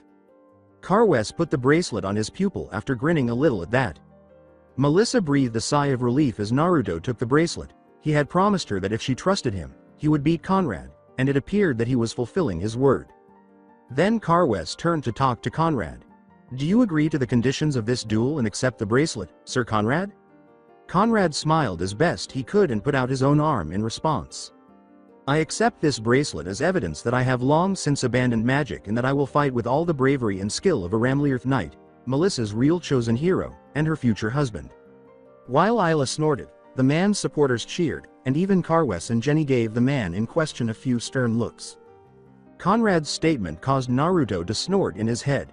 "Yes, Conrad, you already possess a source of magic that is unconstrained by the bracelet, so you won't need to use it. However, once I execute my plan, we'll be able to see just how skilled you are as a fighter." Naruto responded, growling at Conrad's haughty behavior. "Hey, handsome boy. Why don't you take this seriously and stop fumbling with your words?" Conrad rubbed his hand through his hair again, snorted, and spoke in that same cocky voice. That is yet another sign of my superiority of being Melissa's true hero and champion mage. I relish the art of being poetic in battle to inspire. The noise was too much for Naruto, so he decided to take action. He pulled out his sword, but he left the blade inside the sheath and had secretly locked it in place to prevent the blade from escaping. The sheath was made of lightweight but incredibly durable alloys and specially treated and fire-hardened wood, so it could withstand a lot of punishment, exactly the kind of punishment he wanted to give Conrad. Then he responded, pointing the sheathed weapon at Conrad. The idiot and the corpse are the only two types of people who waste time yapping on the battlefield, according to Rule 1 in combat. Conrad, which are you? Then, dissatisfied with Naruto's remarks, Conrad drew his sword in response. All right, then, I'll fight you right now since you dare to make fun of my abilities, but why is your weapon still sheathed? Can you defeat my knightly abilities without displaying steel? Naruto responded, sneering at Conrad. The only time you will ever see my sword's edge is when you prove to me you can actually fight with that weapon you carry around. Conrad scowled and answered, all right, sorcerer, you'll regret what you said. It's time for us to dance together. Shall I take the lead? As he swiftly spun his sheathed sword and grasped it by the handle in a reverse grip, Naruto snorted and saw the gem glow. Then you should know something, Conrad. Before Conrad could respond, Naruto closed the gap and used the flat side of his sheath to push the sword aside. Then, he lashed out with a blow to the elbow of the sword arm, causing Conrad to scream in agony as he instinctively lowered his sword arm. Naruto then moved back, aimed the sheathed blade tip at Conrad and struck twice, once between the eyes and then to the chest in quick succession, forcing Conrad to retreat. Naruto then attacked with a powerful reverse moving overhead swing with his still sheathed weapon in a reverse grip in his left hand, striking Conrad on the shoulder again as the blonde ninja mage finished his sentence. I'm a lousy dance partner. Everyone gasped in surprise when they witnessed something they never expected to see. A mage using a sheathed sword to beat a knight. With the exception of Jenny, Carwes, and Isla, Jeannie, Meryl, and Melissa were all dumbfounded by what they saw. How did he strike with a sheathed sword so quickly and with such force? Conrad shook his head in agony from the attacks, then gave Naruto a menacing glare and yelled as he prepared. You're going to ruin my face. Naruto displayed great skill by spinning his sheathed weapon in his hands, throwing it up, and using his right hand to catch it in a reverse grip while pointing the sheathed tip at Conrad. Hey, Conrad, you should probably remember that I am shielding the blade of my sword with its sheath. If I were to strike you with the full blade, you would already be dead. Why you? Conrad launched another attack, but Naruto handled it with poise and patience while he continued to smile haughtily at the enraged knight. While Conrad may have appeared to the others to be a force of nature brandishing a sword, Naruto was unique in that he moved swiftly and cautiously, identifying the best places to move to dodge Conrad's blows. Conrad attempted to attack with an overhead side slash, but Naruto rolled forward past him and struck him on the back of the head with his sheathed sword. This infuriated the blonde knight, who turned to attack, intending to cut the ninja in half, but Naruto simply flipped him over and Conrad attempted to attack with another slash. Because of his extensive training in the arts of the ninja, the blonde ninja leaned backward with incredible grace, evading the blow and then proceeded forward as Conrad attempted to recover, striking him on the stomach before reversing his grip on the sword and sending the weapon's sheathed blade slamming tip first into Conrad's jaw. Aaaauuuuggggggghhhh. Naruto shifted his still sheathed sword to his left hand, and Conrad retreated as the blonde knight snarled and spoke in venomous tones. You are a bad sorcerer. What a coward you are to hit me like that. With his hands extended, Naruto responded to Conrad's remark while laughing. Temper. I thought a knight would be able to control his temper. In addition, I could have easily sent my sword through your chin and deep into your skull, turning you into a knight shish kebab. If I hadn't had the sheath covering the blade on it at the time, what do you think would happen if I pulled out my sword and performed the same moves on you again, if I could do all that to you while it was sheathed? Jeannie, who had never witnessed a sword being used with the sheath covering the blade, had to concur with Naruto as she watched him battle with his still sheathed sword. Naruto appeared to be very skilled with the weapon. If he had used it without the sheath, Conrad could have been killed 100 times over. Melissa, Anna, Joan, Janet, and Meryl were all in awe of the scene in front of them.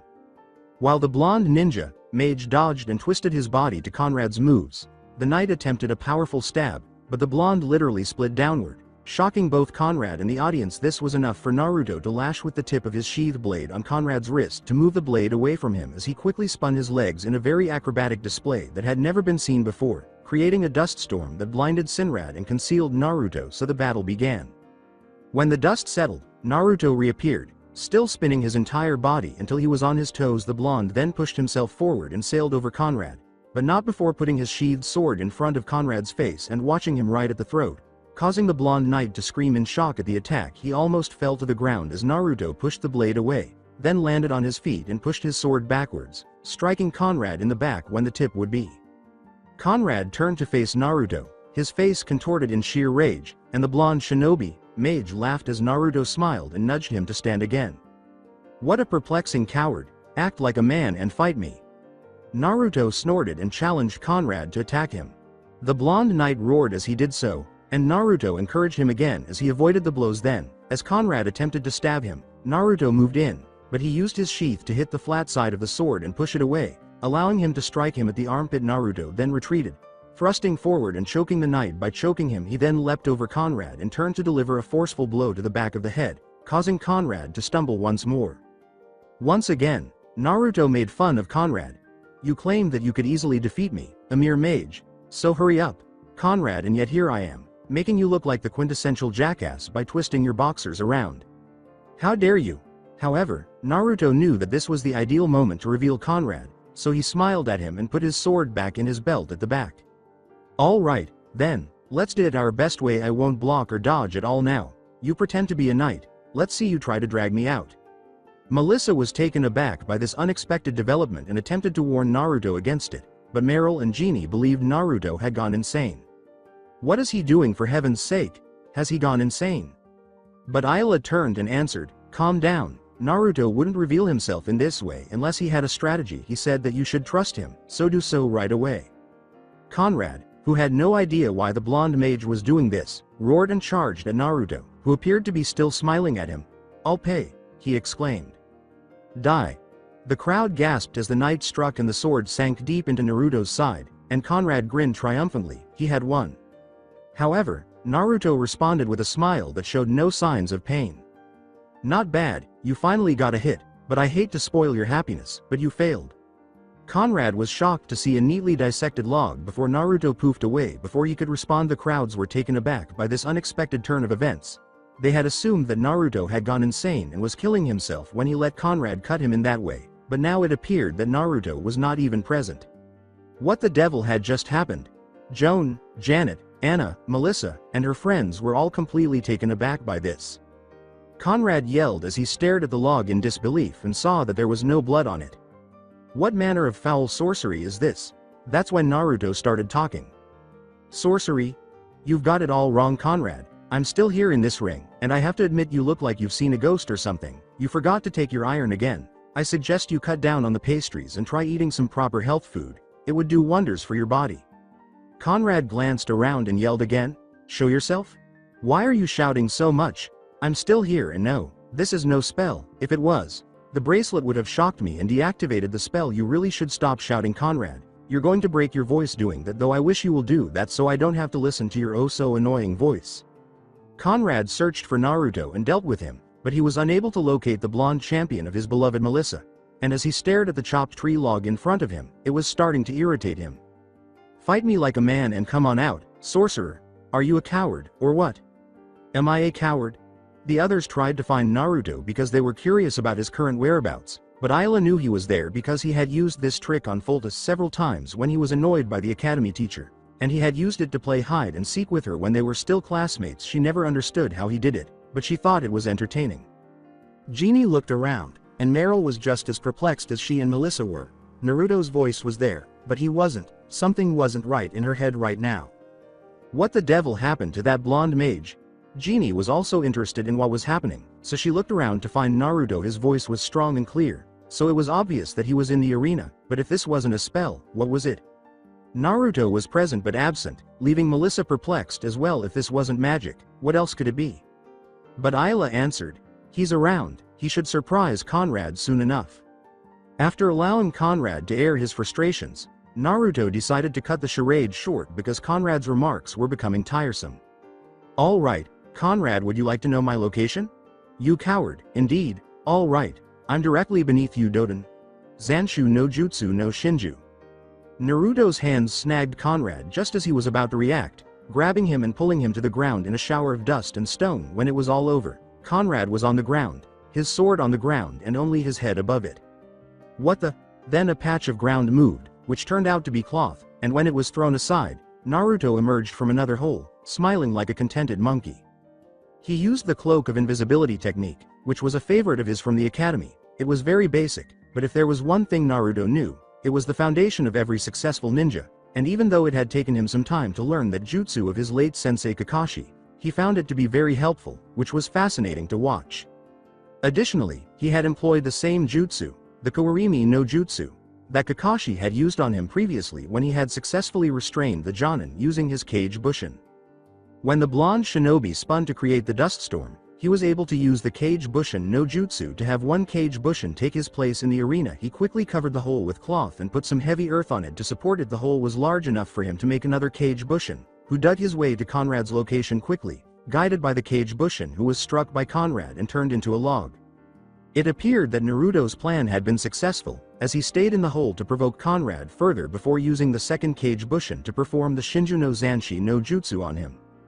What kind of spell was this? Melissa and the others were wild-eyed, and even Ayla was taken aback by what she had just witnessed. Jenny and Carwes grinned at the scene, as Naruto appeared to have swung the entire fight in his favor. Conrad stared at Naruto in disbelief after spitting out the dirt in his mouth. How did you manage? That would be telling Conrad, huh? You know, I don't give away all of my secrets at once. While the others watched in complete disbelief as the blonde ninja spoke to Conrad, the blonde knight attempted to struggle free as Naruto approached him smiling and sat down to confront his opponent. How's the view from down there, Conrad? Do you have an important question? I could easily torture you or decapitate you at this point if it were a real fight. You cheated with magic, you vile sorcerer. With a laugh, Naruto displayed the magic inhibitor bracelet on his arm. Exactly how could I have cheated using magic with this on? Besides, I'll wager a bet you also cheated, right about now. Conrad was not even holding the sword when it suddenly attacked Naruto, causing him to flip backwards from his seated position. What's happening here? As the blonde ninja, mage, continued to dodge and evade each attack of the sword while Conrad was still buried up to his neck in the arena grounds, the crowd watched in confusion as Conrad's sword moved and attacked without the knight holding it. The blonde Chunin then spoke out as he easily avoided several slashes. Since your sword is magical, we can now see how you defeated those thieves a few nights ago with no effort at all and why you pretended that you could win this battle without the use of magic. Specifically, it's a type of dancing sword. With a gulp, Conrad realized that the ruse had just been taken away. In the audience, Meryl watched in astonishment as Genie spoke. An enchanted sword, and a dancing sword no less. No wonder he seemed to be so skilled at first.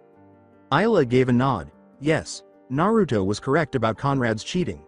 The gem in the hilt powers the dancing sword, which can employ the style etched into the very fabric of the gem. Nevertheless, Naruto had previously visited Ramlirth, was familiar with the local swordsman's style, and knew exactly how to reveal Conrad as a fraud.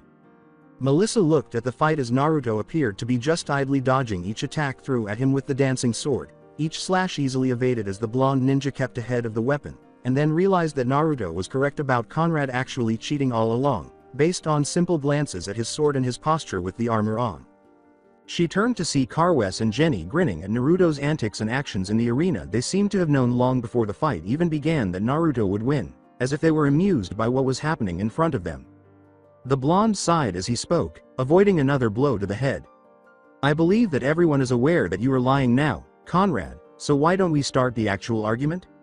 Then, using his kunai throwing skills, Naruto pulled a shuriken from his thigh holster and struck the gem squarely, breaking it and preventing the sword from attacking him again. The sword lost its power source and turned into a simple weapon, and Naruto then moved to Conrad and struck the ground around him, releasing the knight from the ground and enabling him to stand up while the blonde ninja watched. Conrad let out a cry as he glanced at his depowered dancing sword. My father's dancing sword. Naruto snorted and took out his Chokotu sword, but this time, the blade was exposed, showing that he was now going to fight seriously as he had his weapon in a reverse grip in the same way Sasuke used to hold his own sword. Quit your whining, coward. Now that this charade is over, we can get down the real fight.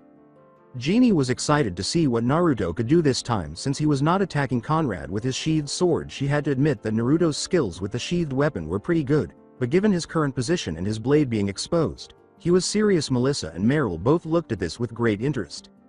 Ayla, who had known that Naruto was only teasing Conrad until the appropriate moment to expose Conrad's deceit, was also curious to see how things turned out. Now that was over, the real battle was about to begin. Carwes and Jenny watched with considerable interest. Conrad watched Naruto, who was still holding his single-edged sword in a one-handed reverse grip, his now helpless dancing sword between him and the blonde shinobi. Naruto smiled as he assumed combat position, which involved putting his right arm back behind him with his sword in a vertical position behind him and moving his left hand in a jutsu-style position before his chest. "Pick up your sword, Conrad, so this duel can get underway." Conrad, who had no real training in the art of being a knight or a swordsman and who just relied on the dancing sword to get him through a fight, was perspiring profusely as Naruto gazed at him with a smile that was devoid of any friendliness. How about we engage in a magic duel instead?" Conrad's attempt to slither his way out of the mess he got himself into was met with a snort from Naruto, who hated liars above all else. Haku had lied to him previously, but the young man he had met so long ago had good reasons for lying, but Conrad was the worst, and he made that very clear to the blonde fool in front of him. "Conrad, you're not leaving here. You are wielding a magic sword, and now that you have it out of the way, you want to use magic even though you stated that you don't need it to eat me." He addressed the crowd that had previously supported Conrad and had been yelling at him by all of those names. "Isn't this a hero? A true hero should never break a promise, isn't he? He claimed he wouldn't use magic to defeat me, but now he's requesting to use it in this duel. A true hero is one who battles with honor and bravery, never gives up, and finds a way to win in spite of the overwhelming odds. This man is nothing more than a liar and cheater.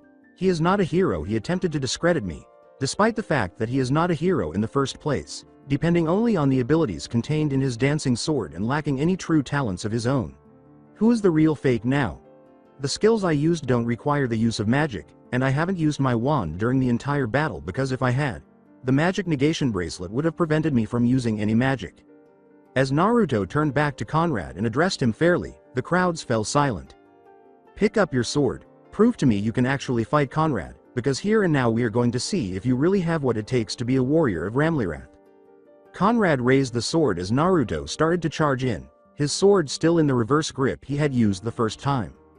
Conrad saw only a blur of orange, red, and black as Naruto used his word to unleash a massive barrage of attacks with powerful swings that were too quick for him to block. At all the attacks were thrusts and slashes that Naruto intended to overwhelm Conrad, and it was evident that Conrad lacked the actual strength and dexterity to block them all as cuts broke out across his armor.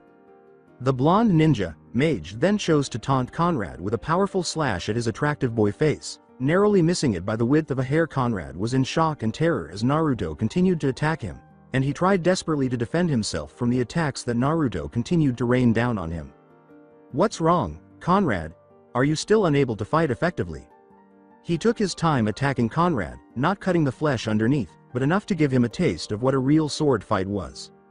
Naruto moved in, jammed the pommel of his sword into Conrad's chest, and forced him back as he flipped backwards and attacked with a powerful rising reverse swing of his sword that left a wide gash on Conrad's armor like it was nothing but tin foil. Naruto then moved to return his sword into a normal grip with both hands and then followed with a powerful slash to the midsection, which again sliced through the plate armor. The crowd could only watch as Naruto pressed the attack, and Genie was completely taken aback by his fighting style. She had never seen him use the single straight-edged sword in a reverse single-handed grip before and had wondered why he held it that way. Genie could now see that Naruto was very skilled with this style, and his moves were different from any she had ever seen, but given the gashes on Conrad's armor, this style was unquestionably deadly. Wow, Meryl was shocked to see how the battle was progressing. Then Genie said something. "I had to admit, Naruto is good. If Conrad didn't have that armor on, he'd be dead a dozen times over." Ayla nodded and smiled. "Yep, Naruto's using his abilities to his best level, and as far as I know, that style is a creation that belongs to him alone, so only he knows how to use it in combat." Carwes and Jenny grinned at the altercation in front of them. Then, with his word on his side, Naruto jumped towards Conrad and spun around like a top, attacking Conrad with the agility he had developed over the years, forcing the man back. As soon as he was upright, Naruto moved quickly to Conrad's right side, with his sword in the reverse grip on his left, allowing him to slash Conrad's armor in the middle of the chest region, If there had been no armor nearby, the attack would have caused a deep gash on Conrad's right side. Naruto then turned around and delivered a powerful slash on the back of the armor Conrad was wearing, tearing the dusty cloak off. Naruto chose to fight back, flipping backward to avoid the blow, but as soon as he landed, he flipped forward and brought his sword down on Conrad's head. As the fake knight was unable to attack in time, Conrad made a valiant attempt to attack Naruto as he turned around and struck with a blow. The way Naruto lowered his Chikuto sword toward Conrad's head made everyone gasp because they knew it was going to be deadly. However, Naruto swiftly turned his Chikuto sword around, exposing the blunt part, and struck Conrad in the head like a mallet. Ahhh! Naruto thrust the pommel of his sword right in Conrad's face, causing him to stagger back again. The crowd and the three young priestesses believed he was using a spell, so Naruto directed his chakra into the blade, which was covered in blue energy that crackled like fire. Is Naruto casting a magic spell? But that's dangerous if he does it. The negation bracelet would then shock him and stop him cold. But Ayla answered, "No, there's no way it's arcane magic. I think he's using the energy that he was taught to use back in his land, and they call it chakra." The swordswoman was curious to see this potential technique in action at this moment, her interest in Naruto's weapon skills growing even more, and Meryl herself was eager to see what else Naruto would do at this moment. Melissa, Meryl, and Genie all recognized the energy sufficiently, but this was the first time they had ever seen Naruto use it with a sword.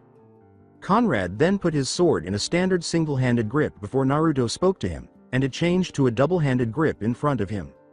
"Let's see you avoid this assault. Conrad, I've been wanting to try this out for a while, and you're today's lucky victim." "Mom." Then, before Conrad could react, Naruto advanced quickly. Kenjutsu. Renda Heingatana. Conrad attempted to defend himself, but Naruto entered quickly, using his chakra to increase his speed in both his hands and feet. The crowd saw only Conrad surrounded by enormous arcs of luminous light and the sound of metal colliding for a split second before Naruto reappeared beside Conrad, holding his sword in the same reverse grip in his right hand, and he spoke. "You've lost, Conrad. Let me show you why." Following that, Naruto lightly struck Conrad's armor. The attack's outcome, which would have been translated into rune as Flying Swallow Sword Barrage, was that Conrad's fancy but now severely gashed armor cracked and fell to pieces all over him, falling off like leaves on a tree.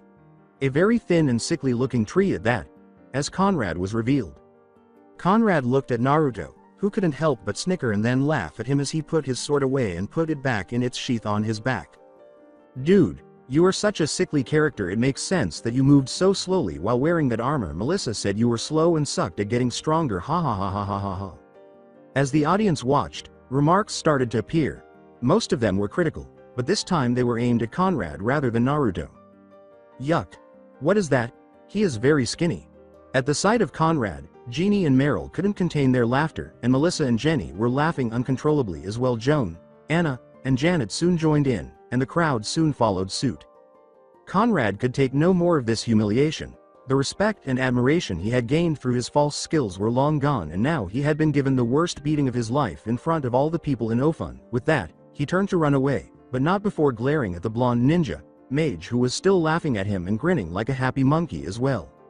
"You peasant, you will pay for this. I will yet win Melissa from you." Naruto stopped laughing and looked around as soon as Conrad was out of sight. He then bowed to Jenny and Carwes, and then to the rest of the audience, who were cheering his name. Naruto. Naruto. Although it would be some time before she could view Naruto as a true hero, Melissa's opinion of him was growing as she laughed and couldn't help but glance at him as he stood in the arena. She had gambled on him and trusted him, and he won in spite of his actions. Jenny saw that and smiled as Naruto was greeted by Ayla, who made it to the arena floor. So that's it for today. I hope you guys enjoyed it. Don't forget to like, share and subscribe to the channel for more awesome stories like this. Thank you. See you all in my next video.